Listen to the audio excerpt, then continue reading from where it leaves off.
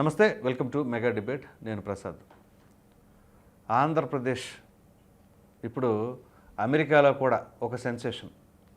దానికి గల ప్రధాన కారణం ఏంటి అంటే సోలార్ విద్యుత్ ఒప్పందాలపైన ఏదైతే జగన్మోహన్ రెడ్డి గారు 1750 కోట్ల రూపాయల లంచం తీసేసుకున్నారు అని చెప్పేసి FBI నివేదిక ఇచ్చింది అని చెప్పేసి వార్తలు వస్తున్న కథనంలో మరి ఈ క్రమంలో ఏంటి ప్రజలకి ఏం చెప్పదలుచుకున్నారు అంటే ఆంధ్రప్రదేశ్ లేదా ఒక తెలుగువాడి పరిస్థితి ఏంటి అంటే ఇవాళ సప్త సముద్రాల అవతలని జగన్మోహన్ రెడ్డి గారు ఏదైతే అన్నారో ఆ సప్త సముద్రాల అవతల నుంచే రిపోర్ట్ రావటం ఏంటి, పైగా అది కూడా ఏ విషయంలో లంచం. ఈ విధంగా జరుగుతుంది అంటే ఇక తెలుగు రాష్ట్రాలు అన్నా తెలుగు ప్రజలన్నా ప్రపంచవ్యాప్తంగా హేళనకు గురవరంటారా? సో అసలు జరిగింది ఏమిటి? ఈ సెకీ ఒప్పందంతో మరి ఈ విధంగా ఎలా చేశారు? అన్ని రాష్ట్రాలకు అంటే మిగతా 5 రాష్ట్రాల్లో మిగతా 4 రాష్ట్రాలకేమో ₹1.99 అయితే ఒక ఆంధ్రప్రదేశ్కి మాత్రం ₹2.49 ఆ విధంగా యూనిట్కి ఇస్తాను అని చెప్పేసి జగన్మోహన్ రెడ్డి గారు ఎలా ఒప్పందం చేసుకున్నారు, అసలు దీని వెనకాల ఉన్న మతలబు ఏంటి అనే అంశాన్ని ఈరోజు చర్చించబోతున్నాం. చర్చలో మనతో పాల్గొనబోతున్న వారు మస్తాన్ రావు గారు, రాజకీయ విశ్లేషకులు, అలాగే తెలుగుదేశం పార్టీ అధికార ప్రతినిధి విజయ్ కిరణ్ గారు, జనసేన పార్టీ అధికార ప్రతినిధి హేమకుమార్ గారు, అలాగే వైసీపీ అధికార ప్రతినిధి రేగడి లక్ష్మణరావు గారు. లక్ష్మణరావు గారు, ముందుగా మిగిలిన వాళ్ళతో మాట్లాడి ఆఖరిగా మీ దగ్గరికి వస్తాను. విజయ్ కిరణ్ గారు సార్, ఈ సెకీకి సంబంధించిన ఒప్పందంలో జగన్మోహన్ రెడ్డి గారి ప్రమేయం ఉంది అని చెప్పేసి FBI అందని చెప్పేసి మీరు గట్టిగా అంటున్నారు కదా, అసలు మీ దగ్గర ఎటువంటి ఆధారాలు ఉన్నాయి? మీరు అధికారాలు ఉన్నారు కదా, ఒక రాష్ట్ర ప్రభుత్వంగా మీరు కూడా ఏం జరిగింది అనేది క్రాస్ చెక్ చేయటమో వెరిఫికేషన్ చేయటం ఏదో ఒకటి చేయాలి కదా సార్. ఇప్పుడు ఈ ఆదాన్ సారీ ఈ స్కామ్ కి సంబంధించండి గతంలో కూడా ఆదాన్లో మస్తాన్ రావు గారే చెప్పినట్టున్నారు దీనికి సంబంధించి పూర్తి వివరాలు. నేనేమంటున్నా అంటే ఏదో ఆంధ్రప్రదేశ్ ప్రభుత్వం లేదా భారతదేశ ప్రభుత్వంలో దీని గురించి బయటకు వచ్చినటువంటి పరిస్థితి కాదు. అమెరికా దేశం సంబంధించిన పెట్టుబడిదారులు ఈ ఈ ఆ ఒప్పందానికి సంబంధించి పర్టికులర్ గా ఆ కంపెనీకి సంబంధించి పెట్టుబడులు ఉన్నాయి. ఇన్వెస్టర్లు మొత్తం కూడా ఆ దేశానికి సంబంధించిన వారు కాబట్టి వారికి ఆ ప్రొవిజన్ ఉంటది. ఈ వ్యవస్థ ఈ బిజినెస్ మొత్తాన్ని కూడా మానిటరింగ్ చేసేటువంటి ప్రొవిజన్ అక్కడ అమెరికా ప్రభుత్వానికి ఆ ఏజెన్సీలకు ఉంటాయి. దానిలో భాగంగా వాళ్ళ అంటే ఇప్పుడు ఆ ఇన్వెస్ట్మెంట్ల యొక్క ఇంట్రెస్ట్ ని కాపాడాల్సిన బాధ్యత కూడా ఆ గవర్నమెంట్ తీసుకుంటది, మనలాగా ఉండదు. కాబట్టి ఈ క్రమంలో చేసినటువంటి దర్యాప్తులో దానిపైన చేసినటువంటి విచారణలో వచ్చినటువంటి వాస్తవాలు, ఈ వాస్తవాల్లో మీరు నిన్న కొత్త అప్డేట్ చూస్తే 9 సార్లు ఈ జగన్మోహన్ రెడ్డి గారి పేరు కూడా వచ్చింది అనేటువంటిది నిన్నటి నుంచి వస్తా ఉంది. ఇక్కడ ఏ రోజు కూడా చిన్న చిన్న విషయాలకి జగన్మోహన్ రెడ్డి గారు గంటలు ప్రెస్ మీట్లు పెట్టే జగన్మోహన్ రెడ్డి గారు కేవలం ఆయన పార్టీ పత్రికలో పుస్తకాలు రాపిస్తున్నారు తప్ప గతంలో అంత రేటు ఉంది, ఇప్పుడు ఇంత రేటు ఉంది, మేము తక్కువ తీసుకున్నాం. ఇప్పుడు ఒక వ్యవస్థ వచ్చింది, సోలార్ చెప్పండి సార్. ఇప్పుడు సోలార్ పవర్ ఫస్ట్ వచ్చినప్పుడు యూనిట్ 15 రూపాయలు ఉంటే తర్వాత అది 10 రూపాయలకి, 5 రూపాయలకి, రూపాయికి అలా తగ్గుతూ వస్తుంది. మనకి ఫస్ట్ లో రిలయన్స్ ఫోన్ వచ్చినప్పుడు 500 వచ్చింది, తర్వాత దాన్ని ఫస్ట్ వచ్చినప్పుడు 15,000, 20,000 ఉంది, తర్వాత 500కే వచ్చింది. మీరు అదొక్కటే మాత్రమే డిఫెన్స్ గా చెప్పుకొని వైసీపీ బయటపడదామనేటువంటి ప్రయత్నం చేస్తా ఉంది. క్లియర్ గా దాంట్లో డీవియేషన్స్ ఉన్నాయని, దాంట్లో అక్రమాలు జరిగినాయని అప్పుడు మా పిఎస్సి చైర్మన్ గా ఉన్నటువంటి పయ్యావుల కేశవ్ గారు దరిదాపు ఒక పెద్ద పుస్తకం తయారు చేసి దానికి జరిగినటువంటి వివరాలు మొత్తం కూడా అప్పుడు ప్రభుత్వానికి ఇచ్చారు. దానిపైన కోర్టుకు కూడా వెళ్ళినటువంటి పరిస్థితి. మరి వాటి జరిగినటువంటి వాటిపైన ఇంత క్లియర్ గా స్కామ్ గురించి వస్తా ఉంటే వారి మౌనమే వారి నేరాన్ని ఒప్పుకున్నట్టు క్లియర్ గా అర్థమైతా ఉంది. కాబట్టి ఈ కేసులో ఎట్టి పరిస్థితుల్లో కూడా ఇక్కడ మన ఇండియాలో జరిగినట్టు జగన్మోహన్ రెడ్డి గారు 4,000 వాయిదాలకు వెళ్ళకపోయినా జరిగేటువంటి పరిస్థితి కాదు. ఖచ్చితంగా నేను అనుకుంటా ఉన్నాను దీంట్లో మాత్రం ఎట్టి పరిస్థితుల్లో తప్పించుకోవడానికి అవకాశం ఉండదనేటువంటి నా ప్రగాఢమైనటువంటి నమ్మకం. కేంద్ర ఏజెన్సీలు కూడా దీనిపైన దృష్టి సారించిపోతా ఉన్నాయి. ఖచ్చితంగా అది ఒకటి, ఇది భారతదేశ ప్రతిష్టకు సంబంధించి. ఇదేంటంటే 2,000 కోట్ల రూపాయలు లంచాలుగా ఇస్తే దాంట్లో 1750 కోట్లు మన ఒక్క ఆంధ్రప్రదేశ్ కి ఇచ్చారంటే 1,00,000 కోట్ల రూపాయలకు సంబంధించిన డీల్ ఆంధ్రప్రదేశ్ లో జరిగింది అంటే దీనిపైన ఆ, భారతదేశంలోనే టాప్ 1 ప్లేస్ లో కరప్షన్ లో ఆంధ్రప్రదేశ్ నిలబెట్టిన ఘనత కూడా గత ప్రభుత్వం తాలూకు పరిపాలన మనం చూస్తా ఉన్నాం. కాబట్టి దీంట్లో ఎట్టి పరిస్థితిలో కూడా వారు తప్పించుకునే అవకాశం లేదు. ఏదో చెప్పుకోవాలి కాబట్టి మా పైన నిందలేసి తప్పుకుందాం అనేటువంటి ప్రయత్నం చేస్తా ఉన్నారు.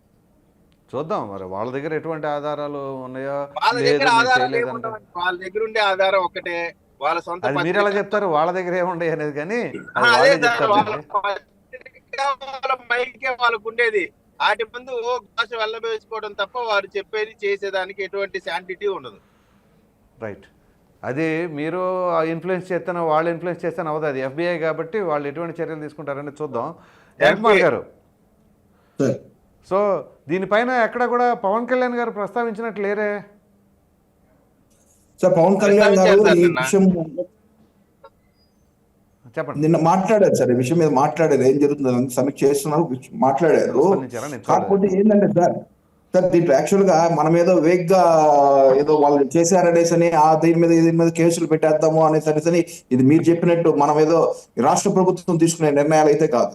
ఇది ఎఫ్బిఐ అంటే అమెరికా దీంట్లో నుంచి వచ్చే ఇది వాళ్ళు ప్రస్తావించిన ఇందాక మన మిత్రుడు చెప్పినట్టు కిరణ్ చెప్పినట్టు వాళ్ళు ప్రస్తావించారు 9 సార్లు ప్రస్తావించారు. అంటే ఏ ఒక్క ఎవిడెన్స్ లేనిదే వాళ్ళు ప్రస్తావించారు, ఊరికే వేగ్గా మాట్లాడరు కదా.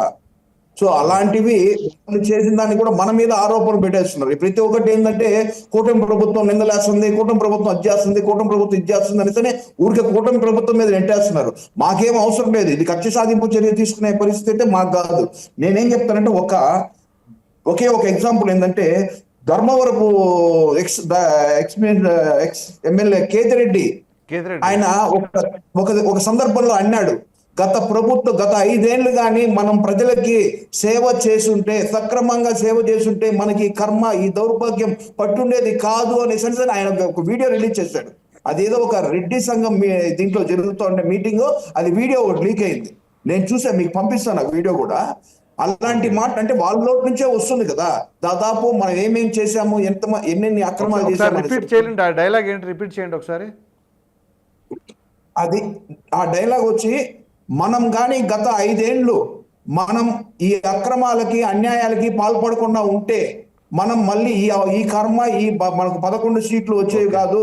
కర్మ రైట్, ఆ కర్మ అన్నారు సార్. ఖచ్చితంగా ఆయన అన్నింది కూడా అన్న సభ కూడా ఏంటంటే రెడ్డి వనభోజనాలు ఏదో దీంట్లో అదే. అంటే నా డౌట్ ఏంటంటే అది ఆ సౌండింగ్ కర్మ అంటే కమ్మ అన్నట్టుంటే అందు గురించి ఒకసారి కర్మ సార్. అది లీక్ అయిన వీడియో పంపిస్తాను మీకు, అది చూడండి. ఎందుకంటే వేగంగా ఇప్పుడు మేము ఎన్నోసార్లు చెప్పాను సార్, మీకు కూడా ప్రసాద్ గారు చాలాసార్లు చెప్పాను. మీరు అడిగినప్పుడు ఎన్నోసార్లు ఏం చెప్పానంటే మాకు ఉన్న టాస్క్లు చాలా ఎక్కువ ఉన్నాయి.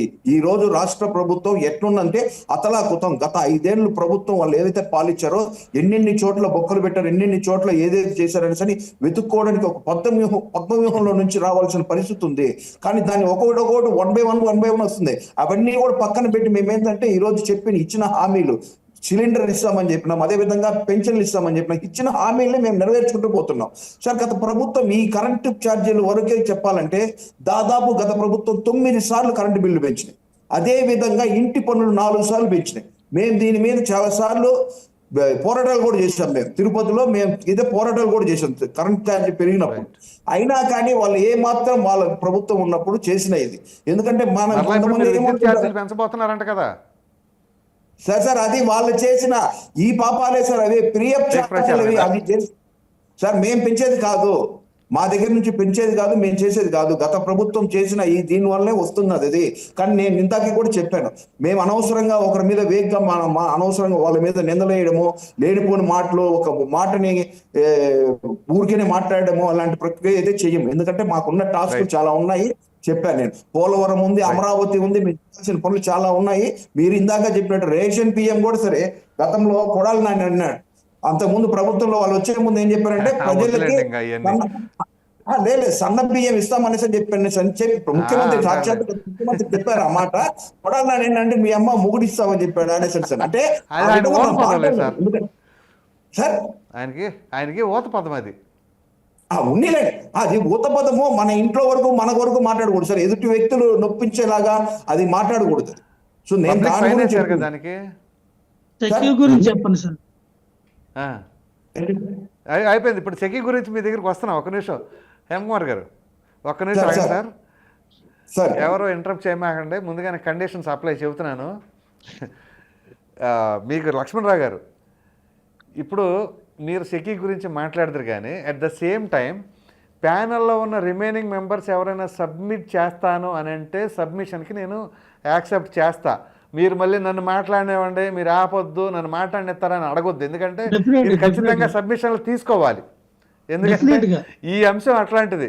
ఒకటి, మీరు నిజాయితీగా ప్రాబ్లం ఏమి అదే అంటున్నా, ప్రశ్నలు వేస్తారు, మీరు మధ్యలో చెప్పిన దాంట్లో ఫేక్ ఉంటే సబ్మిషన్ చేస్తారు. ఆ సబ్మిషన్లకు కూడా మీరు రెడీగా ఉండాలి. సిద్ధమా? రైట్. సో అందరూ చాలా జాగ్రత్తగా అలర్ట్గా ఉండండి, ప్యానెల్లో మెంబర్స్ అందరూ కూడా. సో ఇప్పుడు ఏంటి అంటే సెకీకి సంబంధించిన వ్యవహారం. ఈ సెకీకి సంబంధించి ఆంధ్రప్రదేశ్లో మామూలుగా అందరికి మిగిలిన రాష్ట్రాలకు ₹1.99 అయితే ఆంధ్రప్రదేశ్కి ఎందుకని ₹2.49 డీల్ ఓకే చేస్తున్నారు. ఒకటి, మరి ఎవరికీ లేనంత ఇదిగా 1750 కోట్ల రూపాయలు కేవలం జగన్మోహన్ రెడ్డి గారికే అని చెప్పేసి వార్తలు వస్తున్న దాంట్లో మీ దగ్గర ఉన్న సమాచారం, అసలు వాస్తవం మీరేదని అనుకుంటున్నారు చెప్పండి.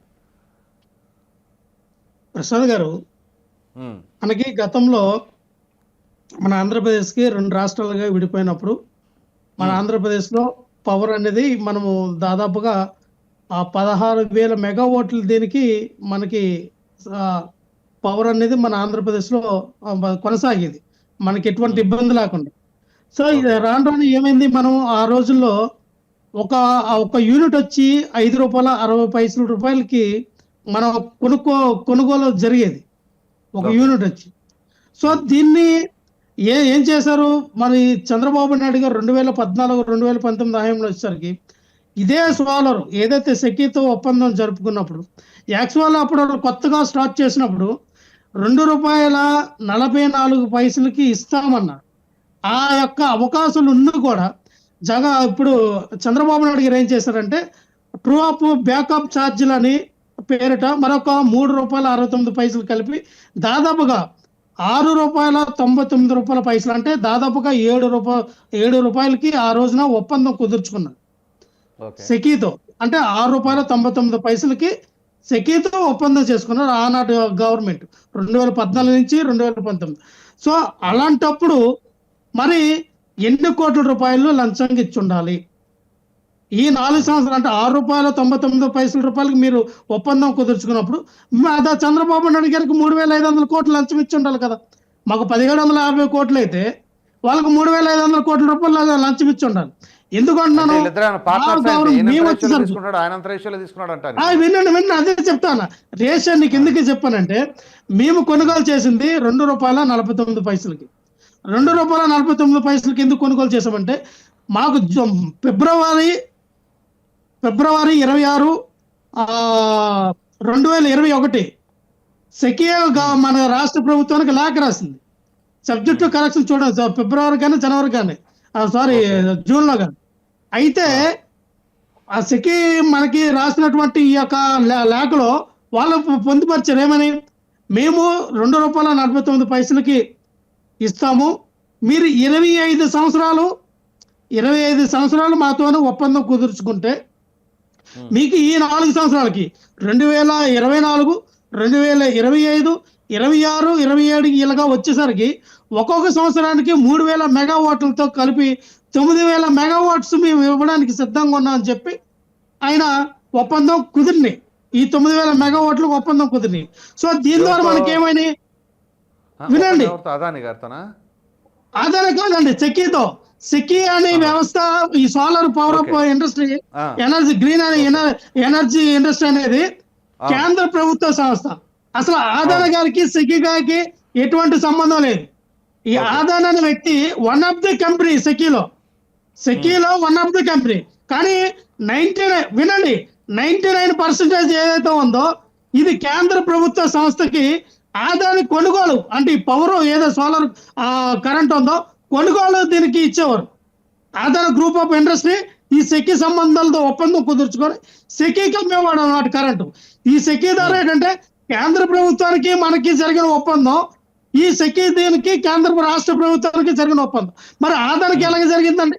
ఆదాని ఇక్కడ ఇష్యమే కాదు. ఆదాని గారికి ఆదాని గారికి జగన్మోహన్ రెడ్డి గారికి ఒప్పందం కుదరలేదు. కేంద్ర ప్రభుత్వ సంస్థ అయినటువంటి సెకీ సంస్థకి మన రాష్ట్ర ప్రభుత్వానికి ఒప్పందం కుదిరింది. ఇది ఫస్ట్ పాయింట్, ఇది తెలుసుకోవాలి. సో ఇక్కడ ఏది జరిగినా, ఒకవేళ ఫ్రాడ్ జరిగినా, నాకు ఇంకోటి లంచాలు ఇచ్చినా, ఇంకోటి ఏమైనా జరిగితే ఇక్కడ అమిత్ షా గారు ఉన్నారు, మా మోడీ గారు ఉన్నారు, జేపీ నడ్డా గారు, వీళ్ళు ముగ్గురిని కింద ముందు ఏ విచారణ జరిపించాలి. ఎందుకంటే కేంద్ర ప్రభుత్వ సంస్థ సెకీ కాబట్టి దాని ఒప్పందం రాష్ట్ర ప్రభుత్వం చేసుకుంది కాబట్టి లావాదేవీలు ఏమి జరిగినా రాష్ట్ర ప్రభుత్వం నుంచి జరుగుతాయి. ఒక ఇండస్ట్రియలిస్ట్ ఒక ఆదాయం వచ్చి ఎలాగ లావాదేవీలు చేస్తాడు? సో మీరు అనుకున్నటువంటి ఈ మోడీ గారు ఇంకో నానుడు ఉందండి ప్రసాద్ గారు, మీరు అడుగుతారు. ఇంకో నానుడు కూడా ఏముందంటే, ఈ రోజున ప్రపంచంలోనే అత్యంత ధనవంతుల లిస్టులో ఆదాని గారు ఉండాలన్న దీంతో వెనక బ్యాకప్ నడిపిస్తుందంతా కూడా నరేంద్ర మోడీ గారు. పేరుగా ఆదాని పేరుకే మాత్రమే ఆ కంపెనీలన్నీ నరేంద్ర మోడీ గారివి. నరేంద్ర మోడీ గారి సమక్షంలో జరుగుతుంది కాబట్టి ముందు తీసుకెళ్లి FBI ఎవరిని విచారణ జరిపించాలి? నరేంద్ర మోడీ గారిని తీసుకెళ్లాలి. సో ఇక్కడ ఎవరిని పెట్టి వేగ్గా మాట్లాడడానికి విధానం ఒకటి లేదు. ఇంకోటి ప్రసాద్ గారు ఇంకో విషయం ఏంటంటే, చెప్పండి, ఇంకో విషయం ఏంటంటే నేను అనేది వినండి, ఇక్కడ చాలా క్లియర్ ఇది పాయింట్ ఏంటంటే అనేది 3,750 కోట్ల రూపాయలు మనకి ఆదా చేశారండి గత ప్రభుత్వం. 3,750 కోట్ల రూపాయలు ఆదా చేస్తే మీరు ఈ రోజు కరెంట్ ఛార్జీలు ఎందుకు పెంచుతా ఉన్నారు? ఒక పక్కన 3,750 కోట్ల రూపాయలు ఆదా చేసి మీకు ఇచ్చాము విద్యారంగంలో, పెంచమని చెప్పి కరెంట్ ఛార్జీలు పెంచుతా ఉన్నారు. పైసలకి ఇస్తుంటే మన రాష్ట్రానికి ₹2.49 ఎందుకు తీసుకుంటున్నారు? ప్రసాద్ గారు, ఒక్కొక్క రాష్ట్రానికి ఒక్కొక్క టారిఫ్ ఛార్జీలు ఉంటాయండి. ఒక్కో రాష్ట్రంలో ఒక్కొక్క ప్రసాద్ గారు తెలియదు కాదు. మీకు ఎగ్జాంపుల్ చెప్తా సార్ ప్రసాద్ గారు. ఇప్పుడు కేరళ మాల్టేడ్ ఉంది, ఇప్పుడు 99 రూపాయలకి అమ్ముతా ఉన్నారు విస్కీ. కేరళలో 85 రూపాయలు అది. మరి అంతేనండి, మీరు వినండి సార్, ఎగ్జాంపుల్ చెప్తా ఉన్నాను మీకు, ఎగ్జాంపుల్ చెప్తా ఉన్నాను. ఇప్పుడు అక్కడ 85 రూపాయలు అంటే ఒక్కొక్క రాష్ట్రంలో ఇప్పుడు మనకి లీటర్ పెట్రోల్ ఎంతండి? లీటర్ పెట్రోల్ అంతా 120 రూపాయలు, 119 రూపాయలు. కేరళలో ఎంత అండి? కేరళలో ఎంత చూడండి, 99, 100 రూపాయలు అంత. అంటే ఒక్కొక్క రాష్ట్రానికి ఒక్కొక్క దీంతో వెళ్తారు. ఇది దేశవ్యాప్తంగా ఒక విధానం తీసుకెళ్ళాలని రూల్ లేదు కదా. మీరు ఒక్క నిమిషం టైం ఇస్తే మీకు నేను చెబుతా క్లుప్తంగా. ఖచ్చితంగా వాస్తవం ఏంటి, చాలా మాట్లాడాలి, చాలా ఉన్నాయి మీకు చెప్పాల్సి. మీరు చెప్తారు కానీ నేను ఇస్తా, సమయం ఇస్తా, ఇబ్బంది ఏం లేదు. ఇవాళ దాని మీద ఖచ్చితంగా మాట్లాడితే ప్రజలందరికీ తెలియాలి. వైసీపీ వాళ్ళు అరుదుగా మాట్లాడుతున్నారు దీనిపైన, అందు గురించి నేను వదలట్లా. సెకీ వాళ్ళు సోలార్ విద్యుత్ అనేది మామూలుగా రాష్ట్రాలకు ఇవ్వాలి అని చెప్పేసి ప్రతిపాదన. ఈ క్రమంలో అదాని ఏమన్నాడంటే, నేను సప్లై చేస్తా సెకీకి అని చెప్పేసి సెకీకి మాట ఇచ్చిన తర్వాత, సరే మీరు సప్లై చేశారులే కానీ ముందు అసలు మాకు ఎస్టిమేషన్ ఇవ్వండి, ఏంటి ఎంత ఖర్చు అవుతుంది, యూనిట్కి ఎంత ఛార్జ్ చేస్తారు అని చెప్పేసానంటే, ఏదైతే అదానీ గారు ఆ సెకీకి ఇచ్చిన ఫార్మాట్ చూసిన తర్వాత, అమ్మో ఇంత ధరలు అయితే మా వల్ల కాదు, మేము కొనలేము అని అన్నారు. అయితే ఇక్కడ అదానీ ఏంటి అంటే, కొంతమంది ఇన్వెస్టర్స్ ఉన్నారు, ఇన్వెస్టర్స్ కాదు కొన్ని కంపెనీస్ ఉన్నాయి, అజూర్ అనే కంపెనీ కూడా ఉంది. సో ఈ అజూర్ అనే కంపెనీ అదానీ వీళ్ళు కలిసే చేస్తున్నారు. సో ఏదైతే వాళ్ళు సెకీకి ఇచ్చారో ఆ ఎస్టిమేషన్కి సెకీ భయపడి ఇంత ధరలు అయితే రాష్ట్ర ప్రభుత్వాలు కొనవో, మా వల్ల కాదు అని చెప్పేసి అన్నప్పుడు, ఇదే అదానీ ఏం చేశారంటే, మీరు దాని గురించి ఏం వర్రీ అవసరం లేదు, ఆ రాష్ట్ర ప్రభుత్వాలతో నేను మాట్లాడతాను, ఆ ముఖ్యమంత్రులు నేను తీసుకొస్తానని చెప్పేసి మాట్లాడిన తర్వాత, సదరు ముఖ్యమంత్రులు ఎవరెవరైతే తమిళనాడు, ఆంధ్రప్రదేశ్, ఒరిస్సా, ఇంకొన్ని రాష్ట్రాలు ఉన్నాయి కదా, జమ్మూ అండ్ కాశ్మీరు, బహుశా ఛత్తీస్గఢ్ అనుకుంటా, సబ్జెక్ట్ కరెక్షన్. సో ఈ రాష్ట్రాలలో ఆ ముఖ్యమంత్రులతో మాట్లాడినప్పుడు ఒక 7,000 మెగావాట్లు కదా, ఒక మెగావాట్కి నాకు 25 లక్షల రూపాయలు ఇస్తే, సో 7,000 మెగావాట్లకు 1,750 కోట్ల రూపాయలు అని చెప్పి జగన్మోహన్ రెడ్డి గారు అడిగినప్పుడు, సో దీనికి సంబంధించి ఇప్పుడు ఆ డబ్బులు ఇవ్వాలంటే మొత్తం మీద 2029 కోట్లకు గాను ఆ డబ్బులు పంపకం కోసం ఇన్వెస్టర్లు అనే వాళ్ళని అమెరికాలో ఎత్తుక్కొని వాళ్ళ దగ్గర నుంచి ఇన్వెస్ట్మెంట్స్ తీసుకొచ్చి వీళ్ళకి సర్దుబాటు చేస్తే దీని తర్వాత అజూర్ అనే సంస్థ వాళ్ళతో బాబు ఇదిగోండి నేను ఇన్ని కోట్లు అక్కడ లంచాలు ఇచ్చాను కాబట్టి నాకు అందులో 1/3 వాటా ఇవ్వండి అని చెప్పేసి అజూర్ సంస్థ వాళ్ళని అదాని అడిగితే అప్పుడు వాళ్ళు భయపడి మా వల్ల కాదయ్యా అని చెప్పేసి అన్నప్పుడు సిఓఓ ఆ అజూర్ సంస్థ వాళ్ళు రాజీనామాలు చేసి దానికి సంబంధించిన చైర్మన్ అవాకై 1/3 నేను ఎక్కడ ఇవ్వగలను, ఓ పని చేయండి అది మీరు కొనేసుకోండి మా దగ్గర ఉన్న షేర్లు కూడా అని చెప్పేసి అప్పుడు అదానికి అది ఇచ్చారు. సో ఈ ఏదైతే అమెరికాలో దగ్గర ఇన్వెస్టర్లు ఉన్నారు చూసారా, ఆ ఇన్వెస్టర్ల దగ్గర తీసుకొచ్చిన అమౌంట్ ఇక్కడ పంపకాలకు ఉపయోగించారు కాబట్టి అసలు వాళ్ళు మన దగ్గర తీసుకున్న ఇన్వెస్ట్మెంట్ ఏం చేశారు, ఎలా యూటిలైజ్ చేశారని అక్కడ అమెరికా వాళ్ళు చెక్ చేస్తే ఈ విషయం బయటపడింది. సో దీని అంతటికీ ప్రధానమైన కారణం ఎక్కడికి చూపిస్తుంది అంటే జగన్మోహన్ రెడ్డి గారు కనుక ఒక మెగావాట్కి నన్ను 25 లక్షల రూపాయలు నాకు ఇవ్వండి అని కనుక డిమాండ్ చేయకపోతే ఆయన ఇన్వెస్టర్ల దగ్గరికి వెళ్ళి అప్పు తీసుకొచ్చేసి వీళ్ళకి లంచాలు ఇవ్వాల్సిన అవసరం ఉండదు కాబట్టి అదానికి కూడా ఎటువంటి ఇబ్బంది వచ్చేది కాదు. ఇప్పుడు ఆ లంచం డిమాండ్ వల్ల ఇదంతా కూడా చుట్టుకుంటుంది ఆయనని చెప్పేసి కాదనం. ఇప్పుడు దీనికి చెప్పండి మీరు. ప్రసాద్ గారు ఇంకా మీ దగ్గర నుండి సోర్స్ బట్టి మీరు మాట్లాడారు, వినండి. ఇందులో నేను చెప్పిన దాంట్లో ఏమైనా సరే సబ్మిషన్స్ సజెషన్స్ ఏమైనా ఉన్నాయా సార్? ప్యానెల్లో ఉన్న రిమైనింగ్ మెంబర్స్ అడుగుతున్నాను. సార్ లేదు, యాక్చువల్ గా ఇందాక మీరు చెప్పిందే కరెక్ట్ సార్, దాని కంక్లూజన్ నేను ఇద్దాం అనుకున్నాను. కాదు, నేను చెప్పిన దాంట్లోనే ఏదన్నా ఉందా సబ్మిషన్? ప్రసాద్ గారు వాళ్ళకేం మాట్లాడతారులేండి ప్రసాద్ గారు, చెక్కు గురించి తెలుసుకొని రమ్మని చెప్పాను. వినండి ప్రసాద్ గారు,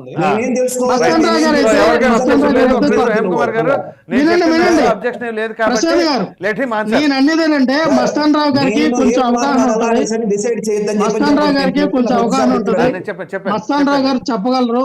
వినండి, నేను అనేదేనంటే ప్రసాద్ గారు ఓకే మీరందరూ నేను ఇప్పుడు సమాధానం చెప్తాను. గతంలో 2023-24 టైంలో 13,847 కోట్ల రూపాయలు 13,847 కోట్ల రూపాయలు ఇదే విద్యుత్ రంగానికి మా రాష్ట్ర ప్రభుత్వం వెచ్చించింది. మీరు చూడాలి క్రిస్టల్ క్లియర్గా. మన ఏదైతే విద్యుత్ రంగానికి వీళ్ళు అన్నారు 9 సార్లు కరెంట్ ఛార్జీలు పెంచామని, మీరు చూడండి 23-24 కాలంలోనే 13,847 కోట్ల రూపాయలు వెచ్చించడం జరిగింది. మేము ఇచ్చాం ఆ విద్యుత్ రంగానికి ఆ యొక్క లోటుపాట్లు తీర్చడానికి. మళ్ళీ అలాగే ఇప్పుడు మీరు అన్నారు అమెరికాలో ఇన్వెస్టర్స్ వీళ్ళకి ఇచ్చిన డబ్బులు అజూర్ కంపెనీ వాళ్ళు ఏం చేశారు, ఈ కంపెనీని 1/3 ఆధార్ గ్రూప్ ఆఫ్ ఇండస్ట్రీకి మనం ఇవ్వలేము, మనం చేయలేము, మన చేత కాదు.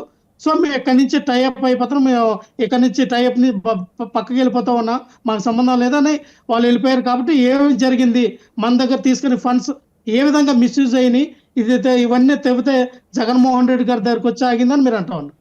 నేను అనేది ఏంటంటే అసలు అదాని గ్రూప్ ఆఫ్ ఇండస్ట్రీ వాళ్ళు అమెరికా కాదండి, మొత్తం 195 దేశాల్లో కూడా మీరు ఎంక్వైరీ చేయొచ్చు. 195 దేశాల్లో కూడా వాళ్ళు ఏ రకంగా ప్రతిపాదనలు పెట్టడానికి వెళ్ళారంటే వాళ్ళు రేపు రాబోయే కాలము సౌర విద్యుత్తు ఏదైతే ఇప్పుడు సౌర విద్యుత్ అంటే ఇదే సోలార్ విద్యుత్ రేపొద్దున రాబోయే తరానికి దానిపైన మనం ఆధారపడాలి. సో అది రేపొద్దున మార్కెట్ కూడా సౌర విద్యుత్తుకి ఎక్కువ ఉంటుంది. దీనిపైన పెట్టుబడులు పెడితే 1-2 రూపాయలు మనం సంపాదించవచ్చు అన్న ఒక విషయంలో వాళ్ళు ఏం చేస్తూ ఉన్నారంటే దీని ద్వారా వచ్చిన కరెంట్ కూడా మనం తక్కువకి ఇవ్వచ్చు, మీ దేశానికి ఉన్నాయి, మీ దేశానికి ఇచ్చిన కరెంట్లో కూడా ఈ సౌర విద్యుత్ ద్వారా మేము తక్కువ యూనిట్కి మీకు ఇద్దామని దీని మీద వాళ్ళ కంపెనీలు వాళ్ళ ఒక ఇండస్ట్రీని ఆయా దేశాల్లో పెట్టడానికి వాళ్ళు చేసినటువంటి ఇన్వెస్ట్మెంట్లో వాళ్ళు చేసినటువంటి కొన్ని ఈ ఏంటి అదాని గ్రూప్ ఆఫ్ ఇండస్ట్రీ నుంచి వచ్చిన విధానం ఏంటి, అసలు మనము ఎందుకు వీళ్ళకి భూములు ఇవ్వాలి, ఎందుకు కేటాయించాలి, వీళ్ళకి భూములు ఇస్తే ఏ రకమైనటువంటి ఇండస్ట్రీలు పవర్ తాలకి ఈ గ్రీన్ ఎనర్జీని వీళ్ళు స్థాపించగలరని ఈ ఎంక్వైరీ దిశలో ఈయన యొక్క షేర్లు కానీ ఈయన విధానాన్ని కానీ ఎప్పుడైతే వీళ్ళు ఎంక్వైరీ చేశారో ఎంక్వైరీ చేసిన దగ్గర వీళ్ళకి వచ్చినటువంటి కొన్ని లూప్ లైన్స్ అనేది వాళ్ళు పెట్టారు. ఇప్పుడు మీరు అన్నారే మన దేశంలో ప్రతి సీఎం కూడా కలిసి ఏం మాట్లాడారేట అనేది ఆ పాయింట్ వరకు జాగింది. అంటే ఇలా భారతదేశంలో కూడా ప్రతి ఒక్క ముఖ్యమంత్రిని టచ్ చేసి ప్రతి ఒక్క ముఖ్యమంత్రితో మాట్లాడారు. అక్కడ ఏ విధంగా ఫీడ్బ్యాక్ ఉంది, మనం వీళ్ళకి ఏ విధంగా మనం స్థలాలు ఇవ్వచ్చా, మనం ఇన్వెస్ట్మెంట్ చేయొచ్చా, ఎంతవరకు ఫండింగ్ చేయగలం అన్న ఒక విధానంలో ఆగింది. మీకు క్రిస్టల్ క్లియర్ గా నిన్న వచ్చింది, నా దగ్గర ఉంది, మీకు వాట్సాప్ చేస్తాను. మళ్ళీ ఇదే ఎఫ్ఐఐ క్లియరెన్స్ ఇచ్చింది ఆదాని గ్రూప్ ఆఫ్ ఇండస్ట్రీకి 3 లక్షల షేర్లు పెరిగినాయి. సో నిన్ననే వచ్చింది, కావాలంటే మీరు తీసుకోండి, నేను మీకు వాట్సాప్ పెడతాను. ఇప్పుడు పెట్టండి. ఎటువంటి ఇబ్బందులు లేవు, ఆదాన గ్రూప్ ఆఫ్ ఇంట్రెస్ట్ లో ఎటువంటి అవకతవకలు లేవు, ఇబ్బందులు లేవు, ఇవన్నీ క్లియర్ గా ఉన్నాయని ఇదే అమెరికా సంస్థ ఎఫ్ఐఐ వాళ్ళు నిన్ననే క్లియరెన్స్ ఇచ్చారు. తద్వారా 3 లక్షల షేర్లు పెరిగినాయి. ప్రసాద్ గారు మీరు గమనించాలా, దీన్ని ఏదో వేగ్ గా తీసుకెళ్లిపోయి మనం జగన్మోహన్ రెడ్డి గారితో మనం కలిపి మాట్లాడదాం. ఎస్, విత్ ఎవిడెన్స్ వచ్చినాయి. కావాలంటే మీరు సోర్సింగ్ తెచ్చుకోండి ప్రసాద్ గారు, లైవ్ లో తెచ్చుకోండి. మీ దగ్గర మీరు జర్నలిస్టులు, మీ దగ్గర ఒక మీడియా సంస్థ ఉంది కదా, ఖచ్చితంగా మీకు ఆ సంవత్సరం వచ్చి ఉంటది. నిన్ననే క్లియరెన్స్ ఆదాని గారికి వచ్చింది. 3 లక్షల షేర్లు కూడా పెరిగినాయి అమాంతంగా. సో ఒకటే చెప్తున్నామండి, ఒక ప్రాజెక్టు సార్, ఒక ప్రాజెక్టు ప్రజల్లో తీసుకెళ్లాలన్నప్పుడు ప్రజామోగ్యం కొంతమందికి ఉంటది, కొంతమందికి అక్కడ ఉన్నట్టు స్థానిక నాయకులకి ఈ వెండర్స్ కి పడినప్పుడు వాళ్ళకి లంచాలు ఇవ్వాలన్నా, కమిషన్లు ఇవ్వాలన్నా ఇబ్బందులు కొంతమంది పెట్టచ్చు, పెట్టకపోవచ్చు, చాలా ఊహగణలు వస్తాయండి. సపోజ్ పార్టీ మారేమనుకోండి, పార్టీ మారేనా మనోడికి 10 కోట్లు ఇచ్చారంటారు, అక్కడ ఇచ్చింది లేదు, చచ్చింది లేదు.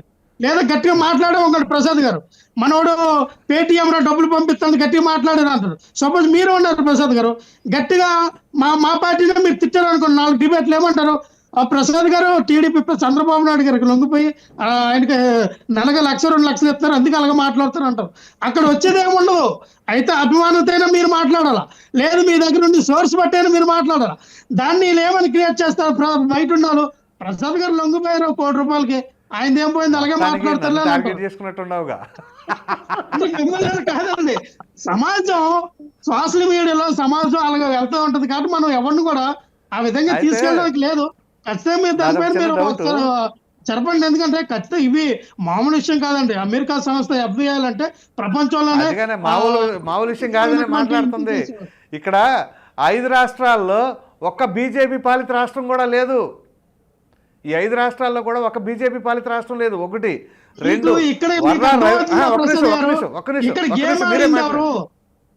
అదే అంటున్నా, 1 నిమిషం. ఒకవేళ బీజేపీ ఆడిచ్చింది అన్నాక తెలివిగా తప్పుకున్నట్టుగా అనుకోవాలి కదా. 2 మీ వాళ్ళు దొరికిపోయినట్టుగా మరి అక్కడ బకరాల్లాగా ఒక విధంగా చెప్పాలి అంటే. 2 మామూలుగా వర్రా రవీందర్ రెడ్డిని లోపలేసినప్పుడు కూడా ప్రెస్ మీట్ పెట్టి మాట్లాడిన జగన్మోహన్ రెడ్డి గారు ఇంత ఎలిగేషన్స్ వచ్చినప్పుడు ఎందుకని ప్రెస్ మీట్ పెట్టలేదు? సార్ సెక్యూ గురించి మొత్తం ఎవరైతే మాకున్నటువంటి అధికార ప్రజల నుంచి, మాజీ ఎమ్మెల్యే, మినిస్టర్ల నుంచి ప్రతి ఒక్కరు కూడా ప్రెస్ మీట్లు పెట్టారు. జగన్మోహన్ రెడ్డి గారు మళ్ళీ అసెంబ్లీ సమావేశాలకు ముందుగా రేపొద్దున ఇంకొక వచ్చినప్పుడు ఈ సెక్యూ గురించి కూడా చెప్తారండి, వదిలేదు. జగన్మోహన్ రెడ్డి గారు గురించి కూడా స్పందిస్తారు. ఏం జరిగింది అనేది కూడా పాయింట్ టు పాయింట్ మీకు వివరిస్తారు. చెప్పండి సార్. సబ్మిషన్ గారు, ఈ సెకీ గురించి ఇప్పుడు మీరు అడుగుతా ఉన్నారు కదా, దాని నుంచి జగన్మోహన్ రెడ్డి గారు ఎందుకు స్పందించారండి. ఈ రోజు సాయంత్రం 4 గంటలకు ఆయన ప్రెస్ మీట్ అనౌన్స్ చేశారండి. దాదాపు ఈ బాలినేని శ్రీనివాస్ రెడ్డి గారు అంటే కంటిన్యూ చేస్తున్నారా లేకపోతే మనం జగన్మోహన్ రెడ్డి గారు 4 గంటలకి ప్రెస్ మీట్ కాల్ఫర్ చేశారు. దానిలో బహుశా గత వారం రోజులుగా ఆయన మీద 1750 కోట్ల రూపాయల అమెరికాకి సంబంధించి ఏదైతే ఎఫ్బిఐ అమెరికా చట్టాల ప్రకారం ఎఫ్బిఐ 8 మంది మీద అభియోగాలు నమోదు చేసి, జగన్మోహన్ రెడ్డి గారి పేరు లేకపోయినప్పటికీ కూడా 2019-24 మధ్య ఉన్న ముఖ్యమంత్రులు ఆయా రాష్ట్రాల్లో ఎవరైతే జమ్మూ కాశ్మీర్, ఛత్తీస్గఢ్, తమిళనాడు, ఆంధ్రప్రదేశ్, ఒరిస్సా వీళ్ళకి సంబంధించి ఈ రాష్ట్రాలకు సంబంధించి ఎవరైతే ఆ సమయంలో మంత్రులుగా, అధికారులుగా, ఇంధన శాఖ వ్యవహారాలు చూసిన వాళ్ళందరూ ఎవరైతే ఉన్నారో వాళ్ళందరూ పేర్లు ప్రకటించలేదు, కానీ వాళ్ళ డిజిగ్నేషన్స్ కి మాత్రమే తీసుకెళ్లి బ్రైబ్ చేశామనేది వాళ్ళు చెప్పిన పరిస్థితి. అదేవిధంగా ఇక్కడ ఇంకొక ఆసక్తికరమైన అంశం ఈ రోజు సాయంత్రం జగన్మోహన్ రెడ్డి గారు క్లారిఫై చేస్తారని నేను అనుకుంటున్నాను. నేను గత 2-3 రోజులుగా నేను వెళ్తున్న డిబేట్లన్నిటి కూడా 2-3 రోజుల్లో జగన్మోహన్ రెడ్డి గారు వీటికి సంబంధించి క్లారిటీ ఇస్తారు, ఇచ్చిన తర్వాత ప్రజలకి వాస్తవాలు తెలుస్తాయని చెప్తా వస్తున్నాను. నిజానికి వాళ్ళ అనౌన్స్ చేశారు. అయితే ఇప్పుడు ఆ రోజు విద్యుత్ శాఖ మంత్రిగా ఉన్న బాలినేని శ్రీనివాస్ రెడ్డి గారు ఆయన చాలా ఆరోపణలు చేస్తా ఉన్నారు. నాకు తెలియకుండా చేశారు, జగన్మోహన్ రెడ్డి గారు అన్ని నిర్ణయించుకున్నారు, అధికారులు జగన్మోహన్ రెడ్డి గారు మాట్లాడారు, అంటే ఇప్పుడు విజయానంద్ గారి మీద కూడా ఆ రోజు కొన్ని ఆరోపణలకు సంబంధించిన వార్తలు వస్తా ఉన్నాయి. ఏంటంటే అవును. అజూర్ కంపెనీ, ఇందాక లక్ష్మణరావు గారు చెప్పిన అజూర్ కంపెనీ, లేదా మీరు కూడా అజూర్ కంపెనీ ఏదైతే మేము బ్రైబ్ ఇవ్వము, మేము దానికి సంబంధించిన ఎటువంటి వాటిలో పాల్గొనమని చెప్పి అక్కడి నుంచి నిష్క్రమించిన సైడ్ అయిపోయారు. నేపథ్యం ఉంది అక్కడ. ఆ నేపథ్యం ఉంది. సో ఆ నేపథ్యంలో ఇవన్నీ కూడా క్లిస్టల్ క్లియర్ గా తేలాల్సిన అంశాలు ఉన్నాయి. ఎందుకంటే విజయానంద్ గారు ఆ అజూర్ కంపెనీకి సంబంధించి వెళ్ళిపోయిన తర్వాత ఏదైతే దాని తాలూకు వాటా, అంటే మొత్తం 7,000 మెగావాట్లకు సంబంధించి దానిలో కొంత వీళ్ళు అంటే అదానీ గ్రూప్ కు సంబంధించిన సప్లై చేస్తారు, మిగతాది అజూర్ గ్రూప్ సప్లై చేస్తారు. అజూర్ గ్రూప్ నిష్క్రమించిన నేపథ్యంలో వాళ్ళు సరఫరా చేస్తారన్న విద్యుత్తును కూడా అదానీ నుంచే కొంటామని ఆసక్తి కనబరుస్తూ విజయానంద్ గారు ఒక నిర్ణయం తీసుకొని సెకీకి రాశారనేది పాయింట్. సెకీ అజూర్ నుంచి అదానీ గ్రూపుల నుంచి విద్యుత్ కొని మనకు సరఫరా చేస్తున్న నేపథ్యంలో అసలు డైరెక్ట్ గా ఆయన అట్లాంటి లెటర్ కానీ అట్లాంటి ఆదేశాలు కానీ సెకీకి ఇవ్వడం ఎంతవరకు కరెక్ట్ అనేది కూడా నిన్న మొన్న బయటకు వచ్చిన అంశాలు కూడా చెప్తున్నాయి. అంటే ఇంధన కార్యదర్శులు కానీ ఆ రోజు చూసిన వాళ్ళు కానీ ఎంతవరకు ఇన్వాల్వ్ అయి ఉన్నారు కూడా కొన్ని తేలాల్సిన అంశాలు ఉన్నాయి. సో ఇవన్నీ చూసినట్లయితే ఈ రోజు జగన్మోహన్ రెడ్డి గారు ఏదైతే ప్రెస్ మీట్ సంబంధించి ఆయన చెప్పబోతా ఉన్నారని నేను అనుకుంటా ఉన్నాను. ఎందుకంటే మీకు ప్యానెల్లో ఉన్న అందరికీ ఒక ఇంట్రెస్టింగ్ పాయింట్ చెప్పంటారా? నాకు రాత్రి స్ట్రైక్ అయింది అది. యాక్చువల్లీ చెప్పండి సార్. జగన్మోహన్ రెడ్డి గారి హయాంలో క్యాబినెట్లో పనిచేసిన, మొదటి క్యాబినెట్ కావచ్చు, రెండో క్యాబినెట్లో కావచ్చు, మంత్రులుగా పనిచేసిన వాళ్ళలో ఏ ఒక్క మంత్రి కూడా పార్టీ వీడి వేరే పార్టీలోకి వెళ్ళింది లేదు, ఎక్సెప్ట్ బాలినేని. వీళ్ళ టైం బాగోకో ఏమో కానీ ఆయన ఆ శాఖకు సంబంధించిన వ్యక్తి అదే ఎపిసోడ్ తెరపైకి వచ్చింది. సో ఇప్పుడు మామూలుగా ఆయన మాజీ మంత్రిగా అదే పార్టీలో ఉంటే పరిస్థితులు వేరుగా ఉండేవేమో. కరెక్ట్, ఆయన ఒక్కడే పార్టీ వీడారు. ఆ శాఖకు సంబంధించిన వ్యవహారం ఇప్పుడు తెరపైకి వచ్చింది. సో ఇది యాదృష్టికంగా జరిగిందో ఏమో మరి. చెప్పండి. ఇక్కడ ఒక అంశం కూడా అండి, ఇప్పుడు బాలినేని శ్రీనివాస్ రెడ్డి గారు ఇంకోటి చెప్తా ఉన్నారు, ఆయన గనక మండితే, ఆయన గనక ఇంకా ఏమన్నా చేస్తే ఇంకా అక్కడ జరిగిన లొక్కలొక్కలన్నీ కూడా బయట పెడతానని చెప్తాను. నేనేమంటానంటే ఇప్పటికే ఆయన జనసేనలో చేరిన తర్వాత ఇది బయట పెడతాం నైతికం కాదు. ఆ రోజే రానున్న 25 ఏళ్ల కాలంలో ప్రజల మీద ఇంత భారం మోపుతుంది ఆయన గమనించినప్పుడు ఆ రోజే బయటకు వచ్చి ఎందుకు చెప్పలేదు ప్రజలకి, నైతికంగా ఎలా కరెక్ట్ ఈ రోజు వచ్చి చెప్పడం అనేది పాయింట్ ఒకటి. రెండోదండి, అసలు ఆయన దగ్గర ఏమి వాస్తవాలు ఉన్నాయి, జగన్మోహన్ రెడ్డి గారి ప్రభుత్వంలో ఎలాంటి నిర్ణయాలు తీసుకున్నారు, ప్రజలకు అవి ఎలా భారంగా పరిణమిస్తున్నాయని ఉంటే బయట చెప్పాలి ఇప్పుడైనా. ఇప్పుడు జనసేనలో చేరారు, జనసేన అనేది ఏంటి, జనరల్ గా మేము ప్రజలను ప్రశ్నిస్తాం, ప్రజలకు ఏదైనా నష్టం జరిగితే కనుక మేము ఊరుకోము నిలదీస్తామని చెప్తా ఉన్నారు. అలాంటి పార్టీలో చేరిన ఆయన ఈ రోజు ఆయనకి మండితే కాదు, ప్రజలకు ఏదైతే మేలు కలుగుతుందో, రాష్ట్రానికి నష్టం కలిగించే అంశాలు ఏమైనా సరే మీ దగ్గర ఉన్నప్పుడు ఖచ్చితంగా బయట పెట్టాలి. ఖచ్చితంగా బయట పెట్టాల్సిన అంశం అది. జగన్మోహన్ రెడ్డి గారికి నష్టం చేకూరుస్తుందా లాభం చేకూరుస్తుందా అనేది తర్వాత. అల్టిమేట్ గా ప్రజాస్వామ్యంలో వీళ్ళందరూ కూడా గత ఆయన 4 సార్లు నాకు తెలిసి 4 సార్లు 5 సార్లు ఎన్నికయ్యారు ఎమ్మెల్యేగా. ఆయన వైఎస్ రాజశేఖర రెడ్డి గారి ప్రభుత్వ హయాంలో గనుల శాఖకు సంబంధించి నిర్వహించారు, కీలకమైన నిర్వహించారు. అక్కడ రాజీనామా చేసి ఇక్కడికి వచ్చారు. ఇప్పుడు కూడా ఆయన ఒక జనసేన అంటే రాజకీయాలను మారుద్దామని చెప్పిన పవన్ కళ్యాణ్ ఆధ్వర్యంలో నడుస్తున్న జనసేనలో చేరినప్పుడు ఆయన కూలంకుషంగా ఆ రోజు జరిగిన ప్రభుత్వంలో ఉన్న అవకతవకలో లేకపోతే ప్రజలకి నష్టం కలిగించే అంశాలు ఏమైనా ఉంటే చెప్పాలి. ఆయనకు మండితే కాదు, అవసరమైనా కూడా అవసరం లేకపోయినా కూడా ఆయన బయటికి చెప్పాల్సిన అవసరం. అమెరికా ఆరోపిస్తున్న అంశాలు ఏవైతే ఉన్నాయో, ఈ 1750 కోట్లు కావచ్చు, లేకపోతే ఇంకా వేరే ఇతర రాష్ట్రాలకు సంబంధించి కావచ్చు, ఇక్కడ ప్రధానంగా మనం పార్లమెంట్ లో నిన్న మొన్న శీతాకాల సమావేశాలు ప్రారంభమైన సోమవారం నుంచి చూసినా కూడా అదానీ కేసుకు సంబంధించి మాత్రమే వీళ్ళందరూ కూడా ఇష్యూ చేస్తా ఉన్నారు, అన్ని పక్షాలు ఇండియా కూటమిలోని. నరేంద్ర మోడీ గారు దానికి సరైన సమాధానం చెప్పట్లేదు. నరేంద్ర మోడీ గారు అదానీ గారు విడదీయరాని బంధం అనేది ఓపెన్ సీక్రెట్. ఇంకో విషయం కూడా చెప్తాను నేను ఇక్కడ. చాలా మంది ఆరోపిస్తుంది ఏంటంటే, ఇప్పుడు దేశవ్యాప్తంగా 5 రాష్ట్రాల్లో ఈ ఆరోపణలు వచ్చినప్పుడు మిగతా రాష్ట్రాల ముఖ్యమంత్రుల మీద ఎందుకు బయటికి రావట్లేదు, నేషనల్ మీడియాలో ఎందుకు వాళ్ళకి సంబంధించిన అంశాలన్నీ కూడా వెల్లడించలేదు, ఆ మీడియా కూడా ఎందుకు only concentration on Jaganmohan Reddy, ఇది కూడా తేలాల్సిన అంశం. తర్వాత సెకీ అనేది కేంద్ర ప్రభుత్వ ఆధీనంలో నడుస్తున్న సంస్థ. ఆ కేంద్ర ప్రభుత్వంలో ఆధీనంలో నడుస్తున్నప్పుడు ఖచ్చితంగా అక్కడ కేంద్ర విద్యుత్ శాఖ మంత్రి కానీ ఇంకోటి కూడా అక్కడ ఆరోపణలు ఉన్నాయండి. మన రాష్ట్రంలో నాగులాపల్లి శ్రీకాంత్ గారు ఆ రోజు ఈ ఒప్పందం జరిగే సమయంలో 7 గంటల పాటు ఏదైతే బాలినేని శ్రీనివాస్ రెడ్డి గారు ఆరోపించారో 7 గంటల పాటు ఆ డ్రాఫ్ట్ రూపొందించడంలో ఆయన కీలక పాత్ర వహించారు. ఆ తర్వాత ఆయనకు ఉన్న సంబంధాలు లేదా అదానీ గారికి ఇప్పుడు నిన్న బాలినేని శ్రీనివాస్ రెడ్డి గారు ఒక ఆరోపణ చేశారు. డిస్కమ్లకు సంబంధించి కానీ లేకపోతే కొంతమంది ఎవరైతే డైరెక్టర్స్ గా ఉంటారో జెన్కో వీటికి సంబంధించి వాళ్ళని ఒక కాంట్రాక్టర్ నియమిస్తాడు, మాకు కూడా ఏమి ఎటువంటి అధికారం ఉండవు అన్నాడు. చాలా అది కీలకమైన అంశం మీరు గమనించినట్టు ప్రసాద్ గారు. కాంట్రాక్టర్లు ఎస్సీల్ని డైరెక్టర్ని నియమిస్తారు, ఆ ఫైల్స్ కూడా మా దగ్గరికి రావని చెప్పేసి ఆరోపణ చేశారు.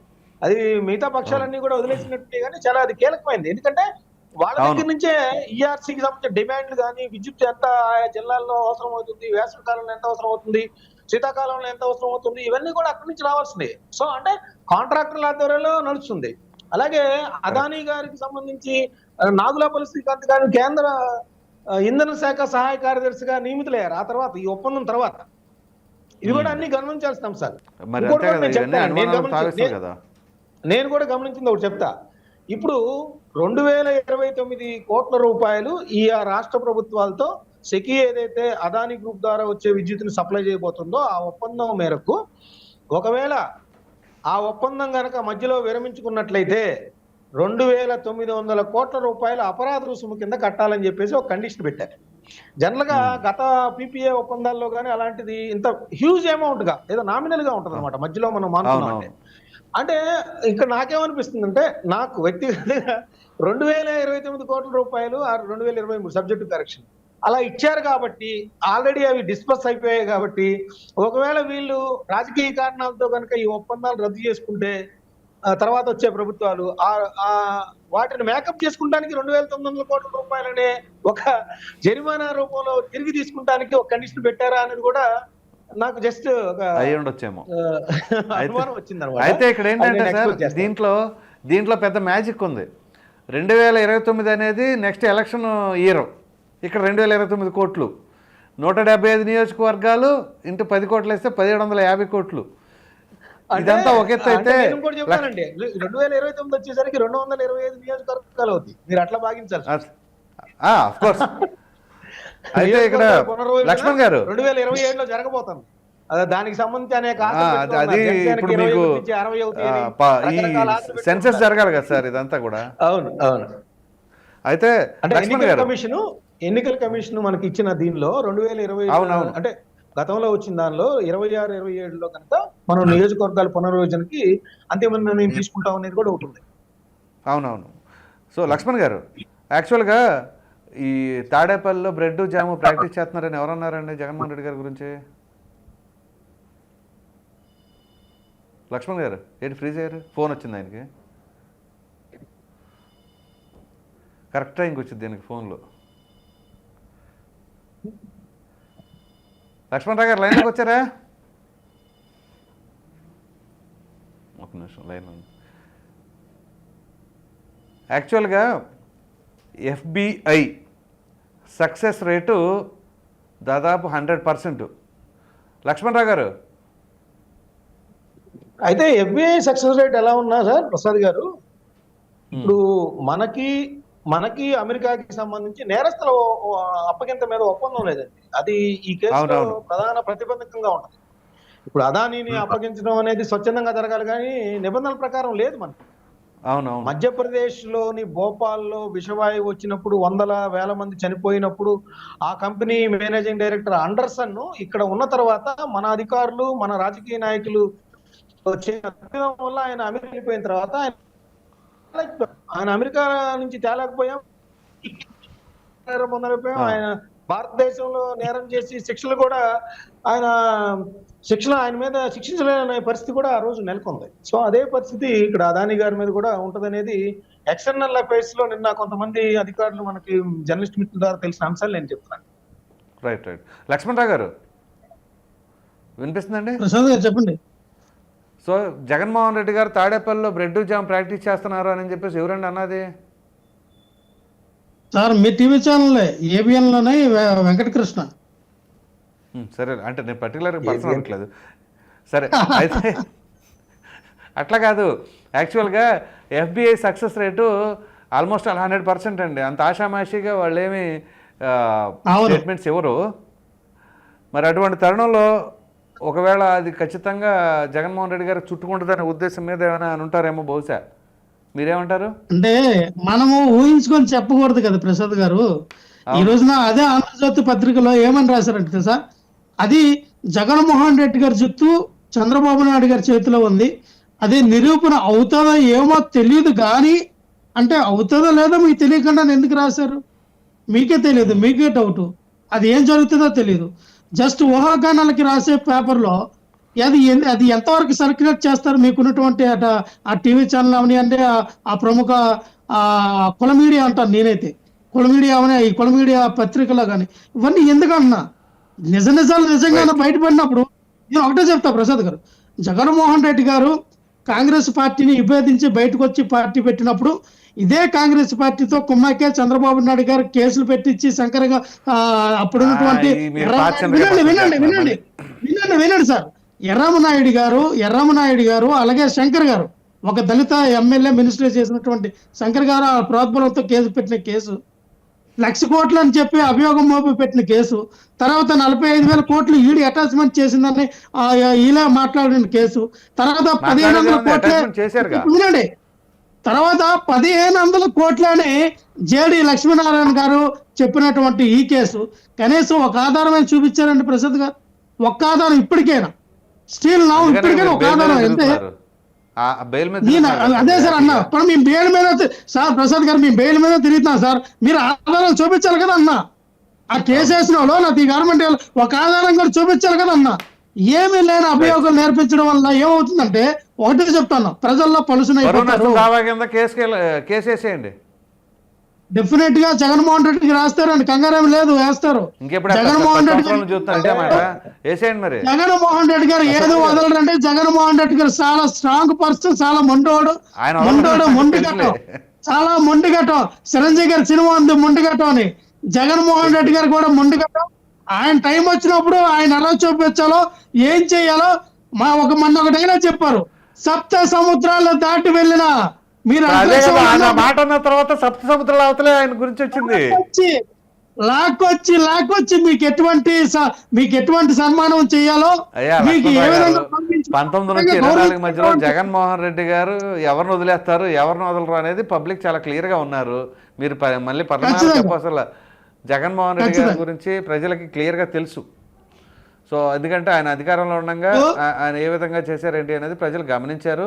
సో మీరు మరలా చెప్పాలి ఆయన ఎవరిని వదులుతారో అనేది. ప్రసాద్ గారు, ప్రజల్లో మీరు ఇప్పుడు కూడా మీరు ప్రజల్లో ఎంక్వైరీ చేయండి సార్. నేను జరిగినటువంటి మహారాష్ట్ర ఎలక్షన్ ఏంటంటే ఎమ్మెల్యేకి ఒక ఎమ్మెల్యే క్యాండిడేట్ కి 0 ఓట్లు ఏంటంటే నాకు అర్థం కావట్లేదు. అయ్యమ్మ ఒక వార్డ్ నెంబర్ కు పోటీ చేసినోడికి 20-30 ఓట్లు వస్తాయండి తెలిపోయినా. ఊరు ప్రెసిడెంట్ కు పోటీ చేసినట్టు 100 ఓట్లు వస్తాయండి. ఆ ఊరు ప్రెసిడెంట్ గా ఒక కామన్ మ్యాన్ పోటీ చేసిన 100 ఓట్లు వస్తాయండి. ఒక ఎమ్మెల్యేకి 0 ఓట్లు రావడం ఏంటంటే 0. ఈ మొన్న ఇప్పుడు జరిగింది కదా, ఇప్పుడు ఈ ఇండియా కూటమి తరఫున పోటీ చేసినటువంటి ఎమ్మెల్యేకి 0 ఒక సెక్టర్ లో ఒక వార్డులో అనుకుంటా 0 ఓట్ల పని మహారాష్ట్రలో. అంటే మీకు అర్థం చేసుకోండి ఎంత ఫ్రాడ్ జరుగుతుంది ఈవీఎంలు ఏంటన్నది. మన ఇదే సుప్రీంకోర్టు అంటది, మీరు గెలిస్తేమో సక్రమం అంటారు, మీరు ఓడిపోతే ఈవీఎం అంటారు. ఆ పిటిషన్ తిరస్కరించింది సుప్రీంకోర్టు. చెప్పింది మీరు ఈవీఎంల మీద ఏదైనా సరే ఛాలెంజ్ తెలుసుకుంటే రండి నిరూపించండి అని చెప్పేసి అన్నారు. మీకు ఛాన్స్ ఇచ్చింది ప్రసాద్ గారు మేము అదే చెప్తాం అండి. అంటే సుప్రీంకోర్టు లాంటి అత్యున్నతమైన న్యాయస్థానాలు ఆ విధంగా మాట్లాడినప్పుడు ఖచ్చితంగా దాని మీద ప్రత్యామ్నాయం చూస్తారు, నిరూపించడానికి ఏ ఉన్నాయో ఆ సోర్స్. అలా అనుకున్నప్పుడు 2027 ఎలా గెలుస్తారు? 2027 ఈవీఎం లేక ఉండేది బ్యాలెట్ పేపర్లు పెట్టుకుంటారు సార్. ప్రజల్లో మాకు మద్దతు ఉంది సార్.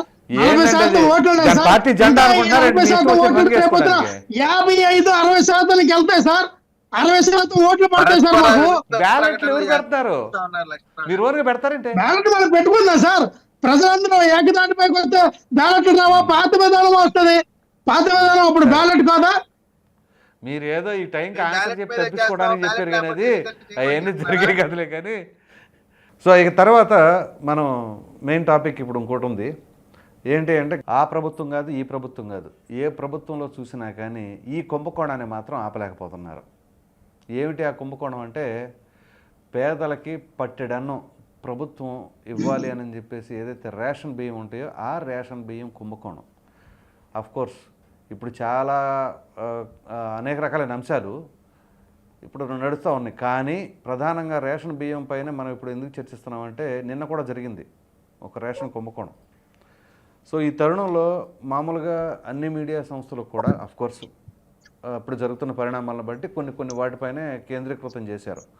అయితే ఈ అంశం ఖచ్చితంగా పేద ప్రజలకు సంబంధించిన అంశం కాబట్టి మనం చర్చించాలి అనే ఉద్దేశంపైనే ఈ యొక్క చర్చ పెడతాం జరిగింది. సో మనకి ఏదైతే తీర ప్రాంతం ఉందో ఆ తీర ప్రాంతం ఉండడం వలన డెవలప్మెంట్కి బ్రహ్మాండంగా ఉపయోగించుకోవచ్చు. సరే, డెవలప్మెంట్ సంగతి అలా ప్రక్కన పెడితే అక్రమాలకు మాత్రం కొలువైన నిలయములుగా ఈ యొక్క తీరాన్ని వాడుకుంటున్నట్లుగా అర్థం చేసుకోవచ్చు. ప్రధానంగా కాకినాడ పోర్ట్. ఈ కాకినాడ పోర్టులో పేదలకు సంబంధించిన రేషన్ బియ్యం ఒక ఆంధ్రప్రదేశ్ అనే కాదు, తెలంగాణకి సంబంధించిన రేషన్ బియ్యం కూడా అక్రమంగా అక్కడికి తరలించి అక్కడి నుంచి విదేశాలకు పంపిస్తూ ఉన్నారు. మరి ఇటువంటి తరుణంలో దీనికి అడ్డుకట్ట వేయలేకపోతున్నారా? అసలు దీని వెనకాల ఉన్న శక్తులు ఎవరు? మరి ఆ శక్తుల్ని ఎందుకని అరికట్టలేకపోతున్నాయి ప్రభుత్వాలు? సో లక్ష్మణరావు గారు, ముందు మీకు ఏమంటారా? మీ మీద వస్తుంది డెలిగేషన్, మరి లేదు సమాధానం చెప్తారు తర్వాత. అలాగేనండి, మీ ఇష్టం, ఎలాగైనా పర్లేదు. రైట్. హేమకుమార్ గారు నమస్తే అండి. హేమకుమార్ గారు. సార్ సో ఏదైతే కూటమి ప్రభుత్వం అధికారంలోకి వచ్చిన తర్వాత సివిల్ సప్లైస్కి సంబంధించిన శాఖ మీ పార్టీ నేతదే, మీ పార్టీ నాయకుడిదే, ఆయనే మంత్రి నాదెండ్ల మనోహర్ గారు. సో అధికారంలోకి రాగానే ఏదైతే ఆ శాఖ అప్పచెప్పగానే ఇమ్మీడియట్గా తనిఖీలు నిర్వహించారు. కుంభకోణాలు జరుగుతున్నాయి అన్నారు, అక్రమంగా కల్తీలు జరుగుతున్నాయి అంటున్నారు, పట్టివేత జరిగినాయి. దాని తర్వాత ఏమైపోయింది అంటే ఏం లేదు, ఒక్క దెబ్బకి సైలెంట్ అయిపోయారు. ఏమైందో తెలియదు. మరలా నిన్న ఇదే కాకినాడ పోర్ట్లో సుమారుగా 14,000 మెట్రిక్ టన్నులు సీజ్ చేశారు. కోర్స్ కలెక్టర్ వీళ్ళందరూ కూడా వెళ్ళారు. అది సీజ్ చేసింది ఎవరో తెలుసా? సివిల్ సప్లైస్ కార్పొరేషన్ చైర్మన్ అయినటువంటి తోట సుధీర్ గారు. సో అసలు ఏం జరుగుతుంది, మీరు ఎందుకని అరికట్టలేకపోతున్నారు చెప్పండి. సార్, ముందుగా ప్రసాద్ గారు, మీకు ఆదాన్ టీవీ వీక్షకులకు, ప్యానెల్లో ఉన్న మిత్రులందరికీ శుభోదయం. సార్, గతంలో కూడా మీరు చూశారు, ఎప్పుడైతే నాదెండ్ల మనోహర్ గారు పదవి బాధ్యతలు చేపట్టారో వెంటనే ఆయన ఎక్కడెక్కడ రేషన్ షాప్ లో ఎక్కడెక్కడ ఏమేమి అక్రమాలు జరుగుతుంది, అదే విధంగా కాకినాడ పోర్ట్లో కూడా పెద్ద పోర్ట్లో పట్టుకున్న దీన్ని కూడా చూసాం మనం గతంలో. సో ఇలాంటి పరిస్థితి ఎప్పటికప్పుడు జరుగుతుంది, కానీ దాని మీద సమీక్ష జరుగుతుంది, అదే విధంగా విచారణ జరుగుతుంది. గత ప్రభుత్వంలో చేసిన అన్యాయాలకు ఇప్పటికి ఏ విధంగా చేయాలనే సమీక్ష జరుగుతుంది. ఎందుకంటే గత ప్రభుత్వం వాళ్ళ చేతిలోకి తీసుకున్నారు. ఏ విధంగా అంటే ఇంటి వద్దకే రేషన్ ఇస్తామనేసి, దానికోసం ఒక పెద్ద ఎత్తున ఆటోలు తయారు చేసి వాళ్ళ ఇంటి వద్దకే ఇస్తామనేసి, రేషన్ షాపులు ఉండగా ఇంటి వద్దకే ఇస్తాం. దాంట్లో జరిగిన అక్రమాలు కూడా చాలా వరకు ఉన్నాయి. దాని మీద విచారణ జరుగుతుంది. ఖచ్చితంగా దీంట్లో ఎవరైతే దోషులు ఉన్నారో వాళ్ళు శిక్షింపబడతారు, అందులో ఎటువంటి సందేహం లేదు. కాకపోతే ఇప్పుడు ఈ జరిగేది కూడా గత ప్రభుత్వ తాలూకు జరిగే విషయాలే తప్పితే కొత్తగా జరిగేది అయితే ఇంకా ఏం కాల. ఈ ప్రభుత్వంలో మేము వచ్చి ఖచ్చితంగా 6 నెలలు అవుతుంది, సమీక్ష జరుగుతుంది ఎక్కడెక్కడ ఏమేమనేసని. మీరు చూస్తున్నారు ఎవరెవరు పట్టుబడుతున్నారు, ఎక్కడెక్కడ నుంచి పట్టుబడుతున్నారు అనేసని. ద్వారంపూడి చంద్రశేఖరరావు గారు కూడా, ద్వారంపూడి చంద్రశేఖర్ రెడ్డి గతంలో కూడా రెడ్డి గతంలో కూడా ఆయన పోర్ట్లో ఏదైతే ఉండిందో నిల్వ దాన్ని రేషన్ బియ్యాన్ని పట్టుకున్న ఇది కూడా డైరెక్ట్ గా నాదెండ్ల మనోహర్ గారే వెళ్ళి చెక్ చేసి ఇది ఏందని డీటెయిల్స్ అడిగి ఎంక్వైరీ చేస్తే దాన్ని పట్టుబడి అప్పటికప్పుడు సీజ్ చేశారు. సో దానికి సంబంధించి ఖచ్చితంగా విచారణ జరుగుతుంది. ఎవరైతే దోషులు ఉన్నారో వాళ్ళు ఖచ్చితంగా శిక్షింపబడతారు. ఓకే, అంటే మీరు సమీక్షలు నిర్వహిస్తున్నామంటున్నారు, 6 నెలలు అవుతుంది, ఇంకెప్పుడు నిర్వహిస్తారు, ఎప్పుడు అరికట్టగలుగుతారు? మీ హయాంలో కూడా, అంటే మీ ప్రభుత్వ హయాంలో కూడా ఇప్పటికీ నడుస్తూనే ఉంది కదా. సార్, మా ప్రభుత్వ హయాంలో అంటే గత ప్రభుత్వ పాలకులే ఉన్నారు, ఇంకా రేషన్ షాపులు మార్చలే. వాళ్ళు చేసిన అక్రమాలు ఇప్పటికప్పుడు మార్చేయడానికి అంత ఈజీగా కుదరతుంది. ఎందుకంటే ఇప్పుడు నేను చెప్పాను కదా మీకు, రేషన్ షాపులు తీసేసి వాళ్ళు ఆటోలు పెట్టి ఇంటి వద్దకే ఇస్తామని చెప్పారు.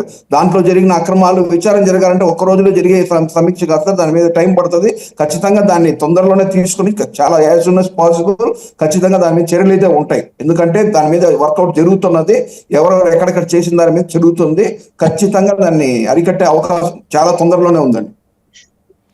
అదే విధంగా దానికి సంబంధించి సార్ దానికి చర్యలు తీసుకుంటాం గతంలో. అంటే ఇది కక్ష సాధింపు కాదు కదా సార్, ఎవరెవరు ఉన్నారు ఏంటని సరే దాని మీద ఎంక్వైరీ జరుగుతుంది, దానికి తగ్గట్టు తీసుకుంటారు.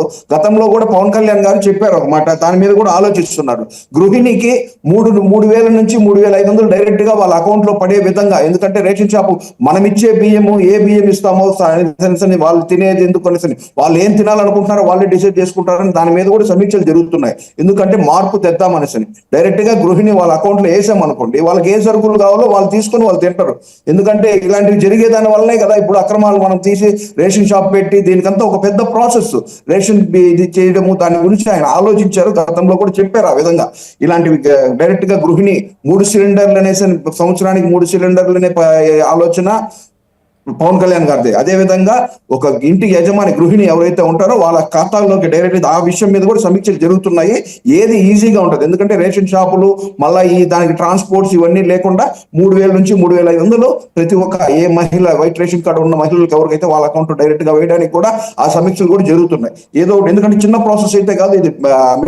ఇది రేషన్ కి సంబంధించి చాలా పెద్ద ప్రాసెస్ అది. దాంట్లో ఖచ్చితంగా దాన్ని వాళ్ళ ఏ విధంగా ఈజీ వాళ్ళకి చాలా అందుబాటులో ఉండేది ఏదైతే బాగుంటుంది అనేసి దాని గురించి ఆలోచించి చూస్తే ఖచ్చితంగా దాని మీద సమీక్ష జరుగుతుంది.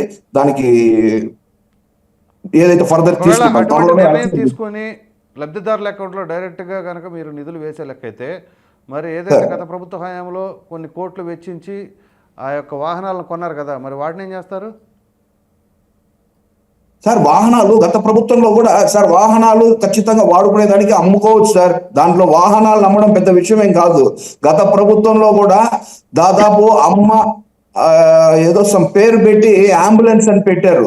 నేను డైరెక్ట్ గా నేనే చూశాను. ఒక శ్రీరామ్ యాడ్ లో పోతే ఆ వ్యాన్లన్నీ, మారుతి వ్యాన్లన్నీ సీజ్ చేసి పెట్టింది. ఎందుకంటే అది ఊరికే పేరుకి పథకంగా ఓపెన్ చేసి పెట్టారు, మళ్ళీ దాని వెహికల్స్ అన్ని సీజ్ చేసి పెట్టారు. అంటే యాడ్కి పోయింది, అది ఫైనాన్షియల్ దీంట్లో తీసుకున్నారు కాబట్టి దాని మీద యాడ్ లో ఉంది. వాళ్ళు యాక్షన్ చేసి వాళ్ళు ఇచ్చేసుకున్నారు.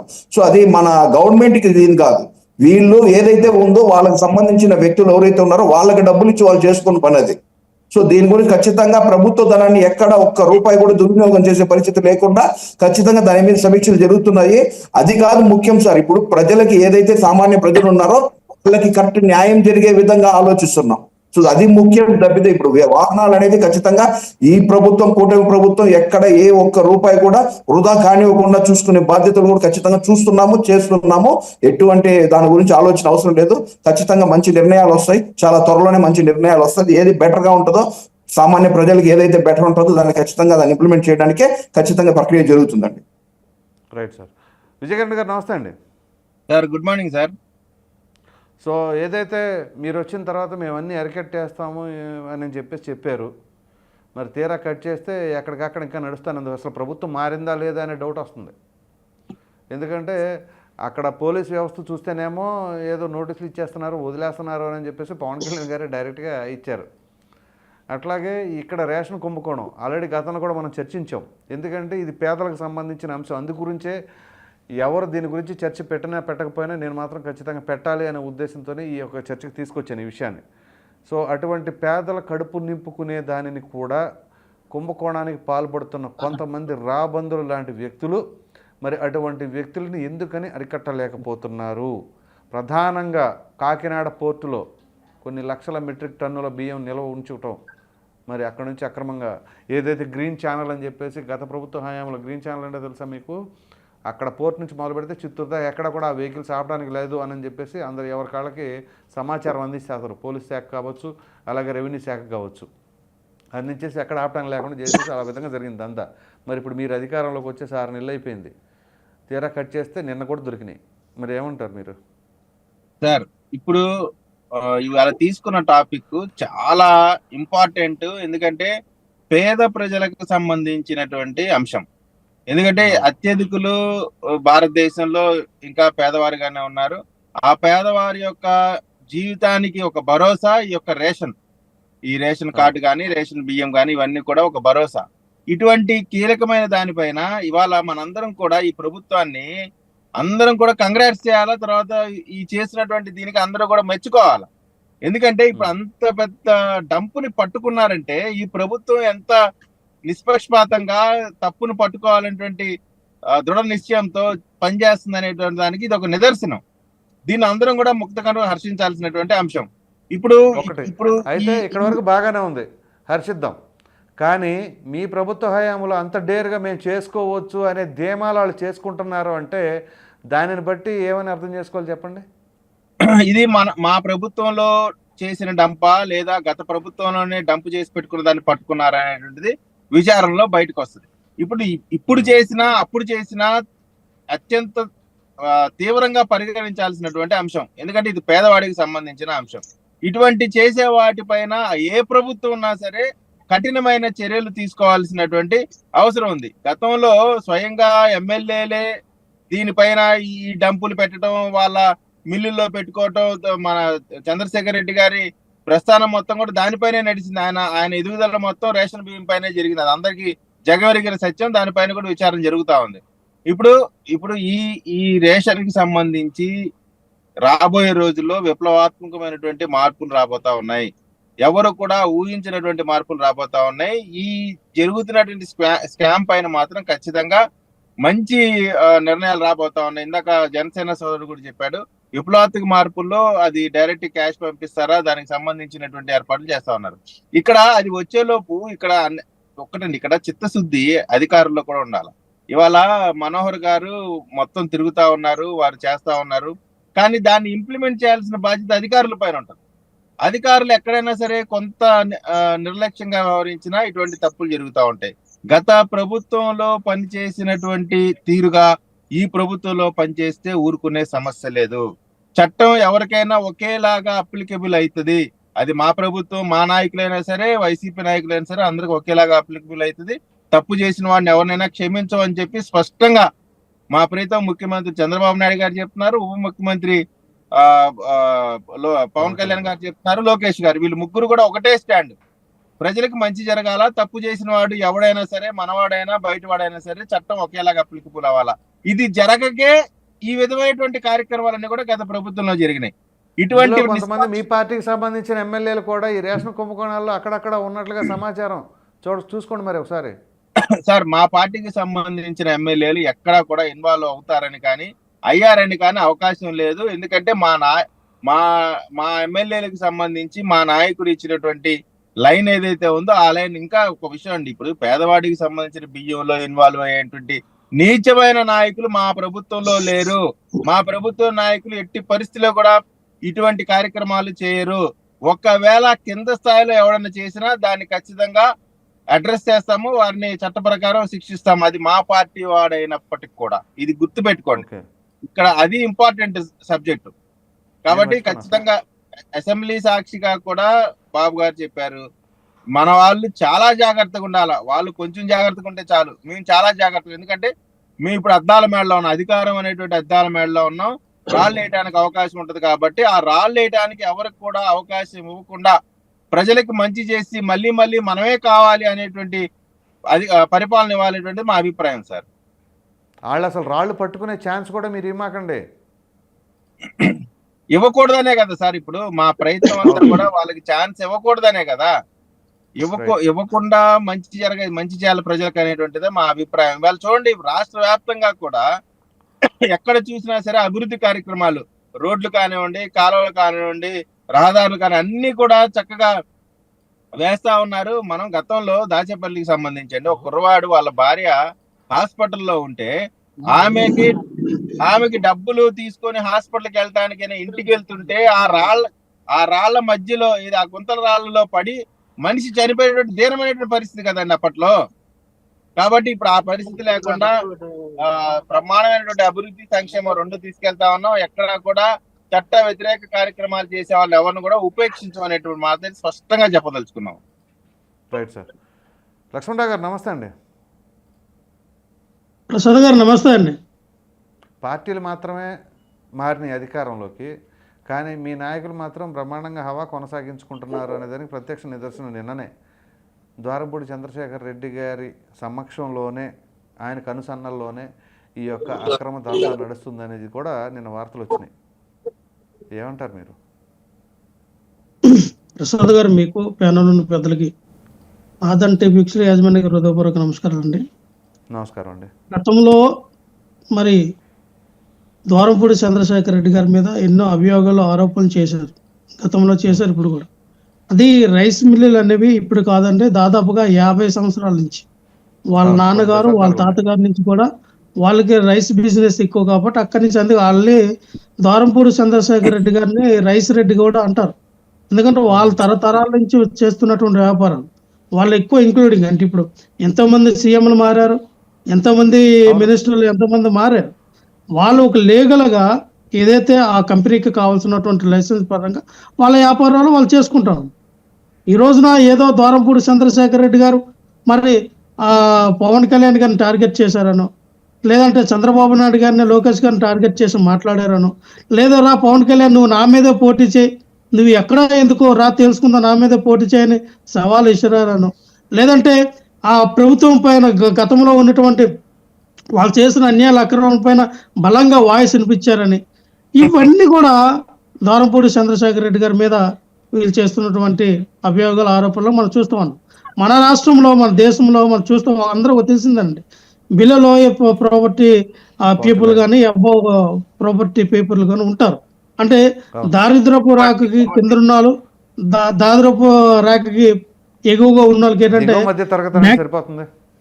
అదేలేండి, ఎగువ దిగువ మధ్య తరగతి ప్రజలకి ఇక్కడ ఎలాగంటే ఎవరైతే రేషన్ కార్డు కలిగినటువంటి వ్యక్తులకి మరి ప్రభుత్వం ద్వారా వచ్చినటువంటి సబ్సిడీలు, ప్రభుత్వం ద్వారా వచ్చినటువంటి సంక్షేమ పథకాలకి అనుకూలంగా మలుచుకునే విధానాన్ని మన దేశం, ఆంధ్రప్రదేశ్ రాష్ట్రాలన్నీ కల్పించినాయి. సో ఈ దీంట్లో కనుక ఈ రేషన్ సరుకులు ఏవైతే ఉన్నాయో ఇది గవర్నమెంట్ ఎక్కడైతే మరి రైతుల ద్వారా కొనుగోలు చేసి ఆ నాణ్యమైనటువంటి ఇప్పుడు కందిపప్పు అవనివ్వండి, ఇంకోటి ఏదైనా సరే ఎవరైతే రైతులు తయారు చేస్తారో బెల్లం కానీ, పంచదార కానీ, ఇవన్నీ రైతుల ద్వారా కొనుగోలు చేసి మళ్ళీ తిరిగి మనకి ప్రజలకి పంపిణీ చేసే విధానం కొనసాగుతూ ఉంది. దీని ద్వారా రైతులు బాగుపడతారు. దీని ద్వారా అక్కడ ఉన్నటువంటి అందరూ కూడా ఉపాధి కలుగుతుందని ఆ రోజున దేశం, రాష్ట్ర ప్రజలందరూ నాయకత్వాన్ని కూడా తీసుకున్న నిర్ణయం. మీరు గమనించండి, మనం తిన్నటువంటి బీపీటీ కానీ, సోనా మసూరి కానీ, లేకపోతే ఇంకోటి బియ్యం, సన్న బియ్యం ఏదైనా సరే ఆరోగ్యానికి హానికరం అని ప్రముఖ వైద్య నిపుణులు చెప్తూ ఉన్నారు. ఆరోగ్యానికి సంబంధించినటువంటి డిఎంహెచ్ఓస్ కానీ లేదా వరల్డ్ హెల్త్ డిపార్ట్మెంట్లు కూడా చెప్తూ ఉన్నాయి.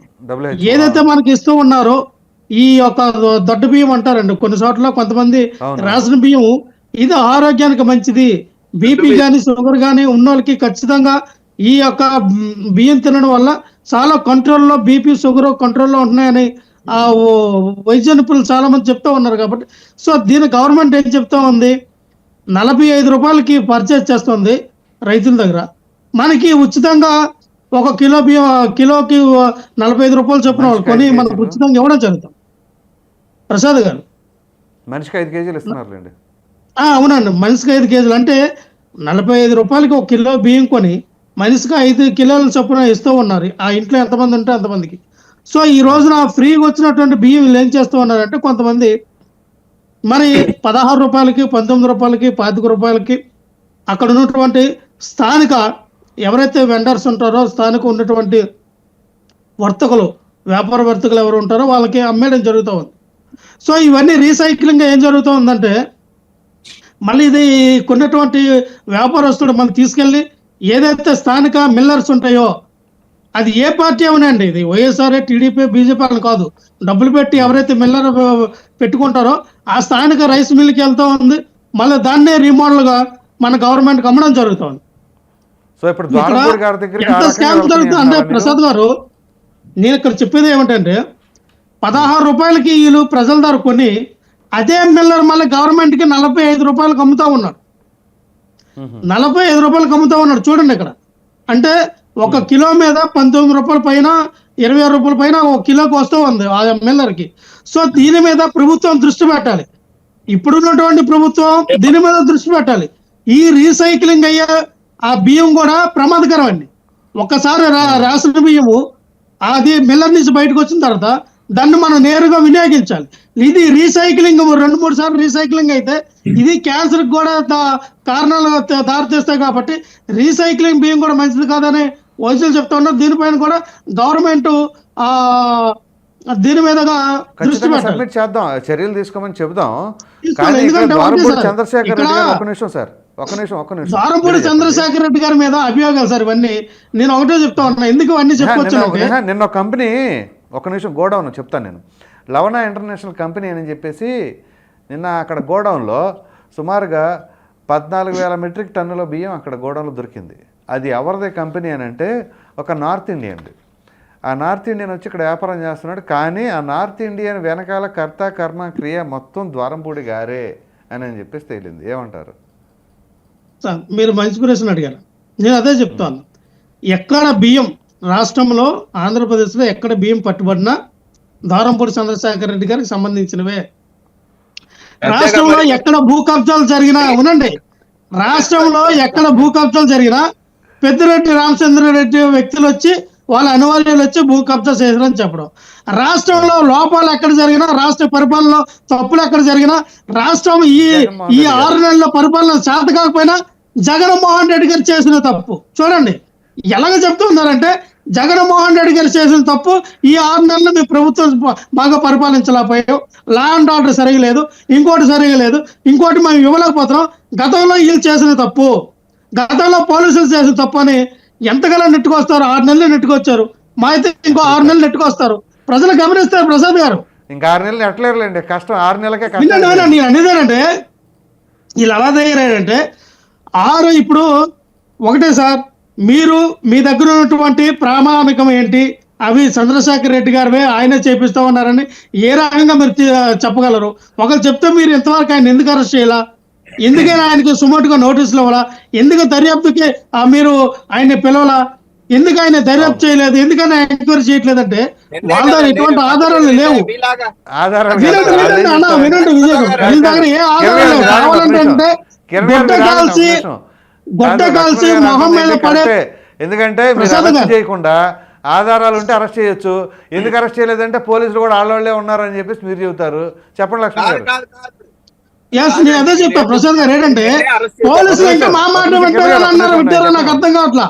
డీజీపీ ద్వారకా తిరుమలరావు మేము పెట్టిన వ్యక్త, ఎస్పీలు మేము పెట్టిన వ్యక్తుల, స్థానిక ఎస్ఐలు మా నాయకులు మా ఎమ్మెల్యేలు తీసుకొస్తే వచ్చిన స్థానిక ఎస్ఐల, సిఐలు మీరు అందరూ, ఎస్ఐ నుంచి సిఐ నుంచి ఎస్పీ నుంచి డిఐజీ నుంచి డిఎస్పీ ఆ డిఎస్పీ అందరూ కూడా మీ వాళ్ళే కదా. మీ వాళ్ళు అయినప్పుడు మీ ప్రభుత్వం అనుకూలంగా ఉన్నప్పుడు ఇంకా మేము చెప్తున్నట్టు వింటారని ఎలాగంటే నాకు అర్థం కావట్లా. ద్వారంపూడి గారికి రేషన్ బియ్యం కుంభకోణానికి సంబంధం ఏమీ లేదు, అంతే కదా? క్రిస్టల్ క్లియర్ గా చెప్తా ఉన్నాను. ఈ రోజు మీరు చెప్తున్నటువంటి రాసిన బియ్యానికి ద్వారంపూడి చంద్రశేఖర్ రెడ్డి గారికి ఈ కుంభకానికి ఎటువంటి సంబంధం లేదు. 100% ఆయనకి దీనికి సంబంధం లేదు. మీరు ఏమైనా నిరాధారమైన ఆరోపణలు చేయొద్దు. మీ దగ్గర ఆధారం ఉంటే ముందుకు రండి, అంతేగాని ప్రతి దానికి మళ్ళీ నేను అదే ఎగ్జాంపుల్ చెప్పానండి ప్రసాద్ గారు. ఎందుకంటే మొన్న ఒక అబ్బాయి వచ్చాడు, ఆర్మీ సోల్జర్ అని. ఆయన ఏం చెప్తా ఉన్నాడంటే నా భూమి ల్యాండ్ కబ్జా చేశారు, ఆ ల్యాండ్ టీడీపీ నాయకుడు, ఆ అబ్బాయి లడక్ లో మన దేశాన్ని కాపాడడానికి ఒక ఆర్మీ సైనికుడు, ఆ భూమి కబ్జా చేశారు. ఎవరు కబ్జా చేశారంటే పెద్దిరెడ్డి రామచంద్రారెడ్డి వ్యక్తులు అంటాం.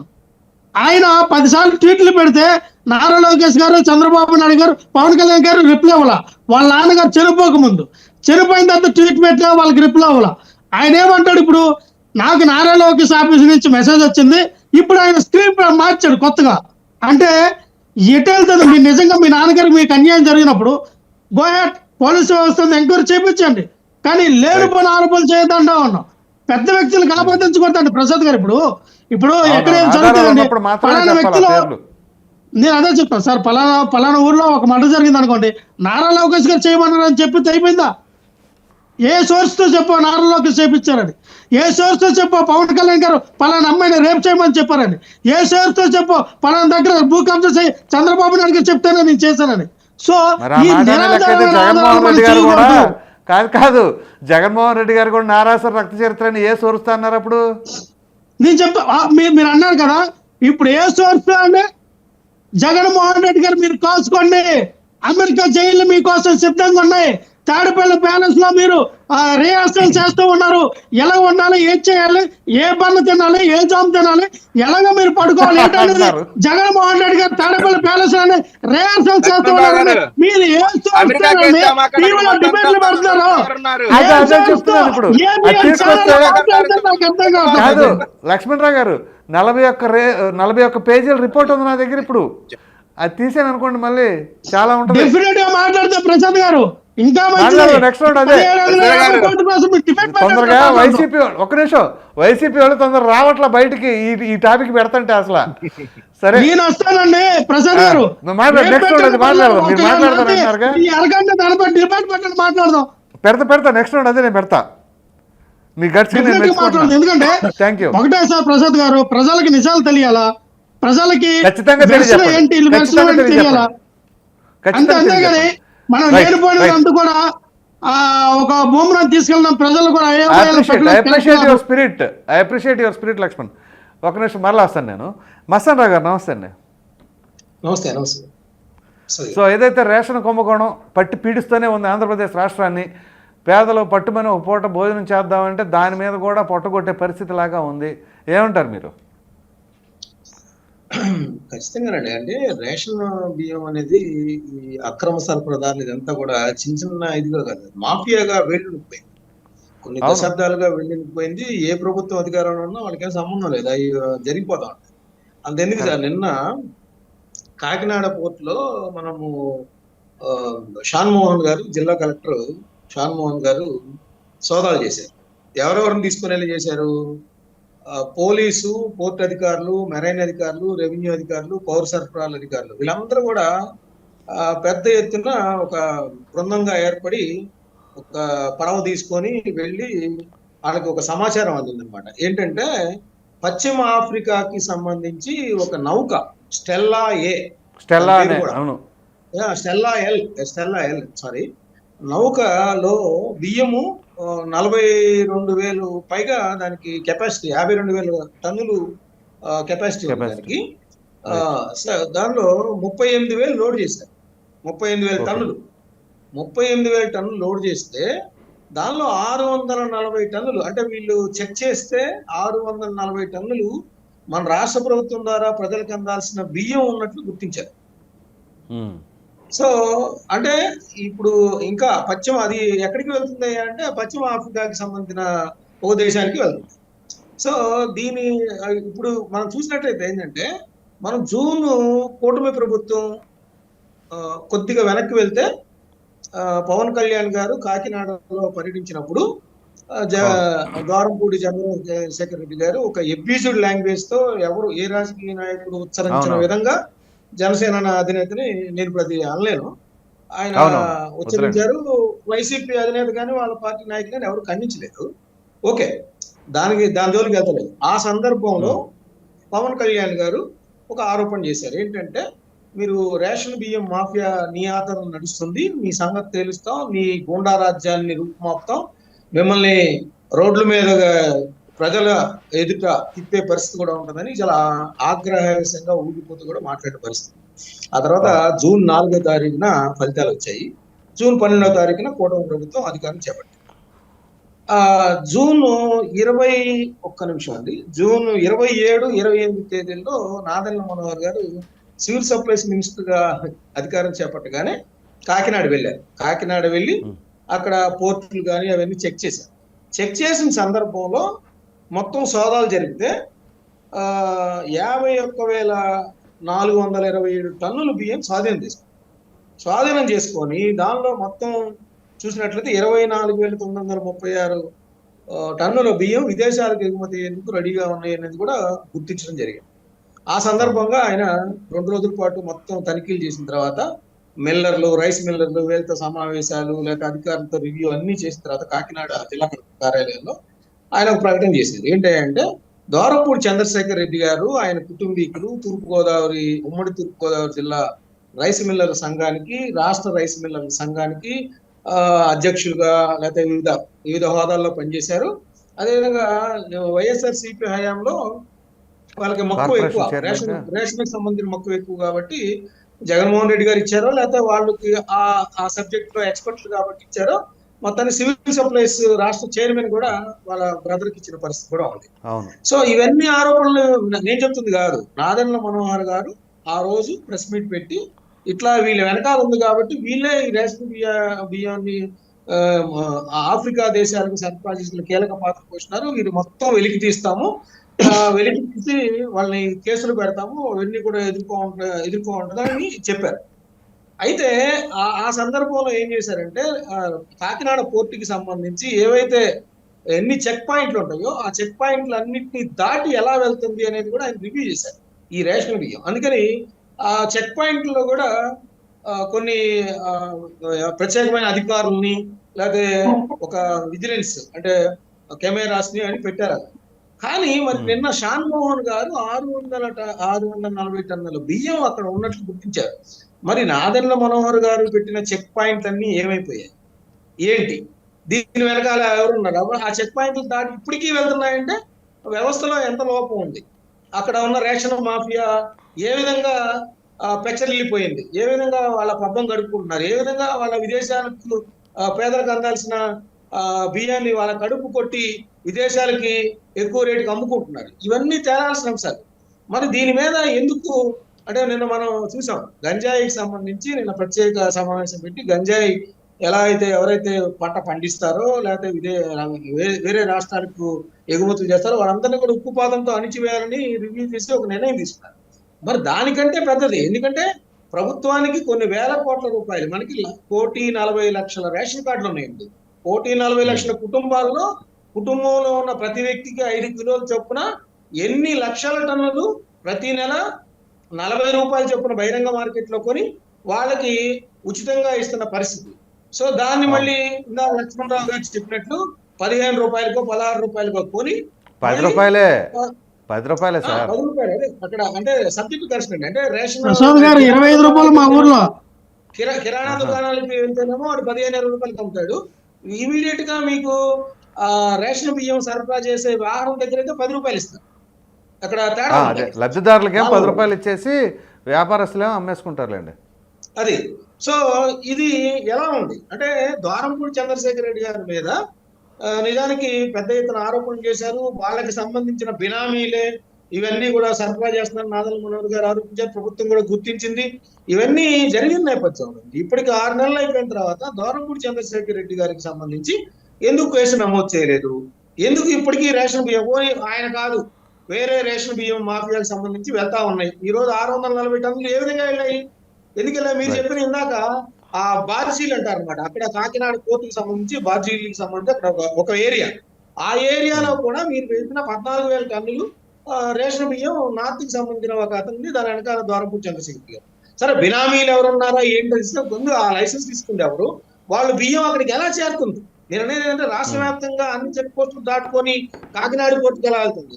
ఇంకోటి కూడా చెప్తాను ప్రసాద్ గారు, కాకినాడ పోర్టులో చెకింగ్లు ఎక్కువని వైజాగ్ నుంచి కూడా మనకి తీర ప్రాంతం ఏమో మంచిగా ఉపయోగించాల్సింది పోయి స్మగ్లింగ్ కి ఇలా మాఫియా రాజ్యాలు నడుపుకోవడానికి ఉపయోగపడుతున్నట్టుగా ఇక్కడ కనిపిస్తా ఉంది మనం చూసినట్లయితే. ఎందుకంటే ఈ ఆయా దేశాలకు అసలు ఆయా దేశాలకు ఎగుమతులు ఎవరు ఇస్తున్నారు? కేంద్ర ప్రభుత్వం ఇస్తుంది.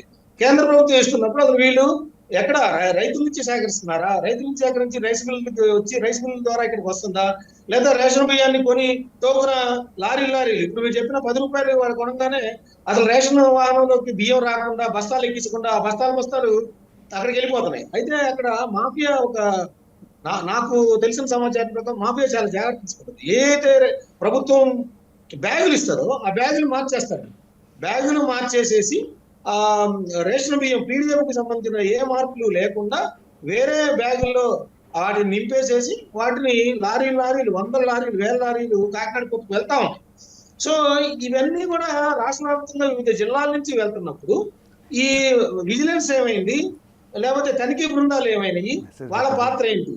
వీటిని కూడా వెలికి తీయాల్సిన అవసరం ఉంది, వాటిని దర్యాప్తు చేయాల్సిన అవసరం ఉంది. మాఫియాని పూర్తిగా నివారించాలంటే గతంలో మీరు ఒక నెల క్రితం 15 రోజుల క్రితం దీని మీదే ఒక సబ్జెక్ట్ పెట్టినప్పుడు నేను ఒకటి చెప్పాను. ఏంటంటే ఎవరైతే మన ప్రజలు ఉన్నారో చాలా మంది ఆరోగ్యశ్రీకి సంబంధించిన కార్డులు కానీ లేదా కులాలకు అవును. సంబంధించిన సర్టిఫికెట్ల కోసం కానీ రేషన్ కార్డులు తీసుకుంటా ఉన్నారు. వాళ్ళందరికీ బియ్యం వేస్ట్ గా ఉంటే వాడు వెంటనే అమ్మేస్తున్నాడు. దానివల్ల 50% ఉంటారు దాదాపుగా. బిలో పావర్టీ లైన్ ఒక పక్కన రాష్ట్రం అభివృద్ధి చెందుతుంటే 1,40,00,000 కుటుంబాలు పేద కుటుంబాలు ఉన్నాయంటే మనది ఎంత పేద రాష్ట్రంగా ఉంటుంది. సో అది ఎంత హంబక్కా ఉంది. సో అసలు వీళ్ళు ప్రక్షాళన చేయాలి సార్. ప్రభుత్వం మారినప్పుడు ఇమీడియట్గా ప్రక్షాళన చేస్తే పారదర్శకంగా అయిపోద్ది. అది అక్కడే ప్రాబ్లం. ఖచ్చితంగా అండి, ఖచ్చితంగా. ఇప్పుడు అదే నేను చెప్తుంది ఏంటంటే, ఇప్పుడు లబ్ధిదారులు ఎవరైతే ఉన్నారో, రేషన్ కావాల్సిన లబ్ధిదారులు ఎవరైతే ఉన్నారో, వినిపిస్తుందండి, వినిపిస్తుందా? వినిపిస్తుంది సార్. ఎవరైతే ఉన్నారో వాళ్ళకి డైరెక్ట్ గా క్యాష్ ఇవ్వటం ద్వారా చాలా వాటికి, అంటే ఎవరైతే మాకు క్యాష్ ఇస్తే చాలన్నారో వాళ్ళ ఆప్షన్స్ ఇవ్వటమే. బియ్యం కావాల్సిన వాళ్ళు బియ్యం తీసుకుంటారు, దానికి క్యాష్ కావాల్సిన వాళ్ళు క్యాష్ తీసుకుంటారు. ఆప్షన్ ఇవ్వటమే. ఎందుకంటే ఒక మాఫియాని నిరోధించాలంటే ఇలాంటి చర్యలు, విప్లవాత్మక చర్యలు, సంస్కరణలు అవసరం అనేది నేను చెప్పాను. రైట్. ధన్యవాదాలు అండి. చర్చలో పాల్గొన్నందుకు రేగి లక్ష్మణరావు గారు వైసీపీ అధికార ప్రతినిధి, హేమకుమార్ గారు జనసేన పార్టీ అధికార ప్రతినిధి, అలాగే విజయ్ కిరణ్ గారు తెలుగుదేశం పార్టీ అధికార ప్రతినిధి, రాజకీయ విశ్లేషకులు మస్తాన్ రావు గారు, అందరికీ ధన్యవాదాలండి. మళ్ళీ రేపు కలుద్దాం. ప్రసాద్ గారు వీడియోలో డౌన్లోడ్ చేసి పెట్టండి, అప్లోడ్ చేయండి. అట్లాగే ఉంచుతా. మీ ఫోన్ నంబర్ కూడా అంటే మీ ఫోన్ నంబర్ కూడా దాచుకుంటున్నారు, మాకు ఇవ్వట్లే మీ ఫోన్ నంబరు. ఫోన్ నెంబర్ నా వీడియోలోనే ఉంటుంది సార్, డైరెక్ట్గా వేస్తాను నేను. నా నెంబర్ అసలు దాచుకుని స్టేట్ ప్రపంచం అంతా తెలుసు. మీరు నాది మరో కోణం అందులో చూడండి. అడిగాను నేను, నాకు ఇంతవరకు నంబర్ పెట్టలే. నరేష్ కోసం చెప్పండి నంబర్. పెడతాడు, నా నరేష్ పెడతాడులేండి.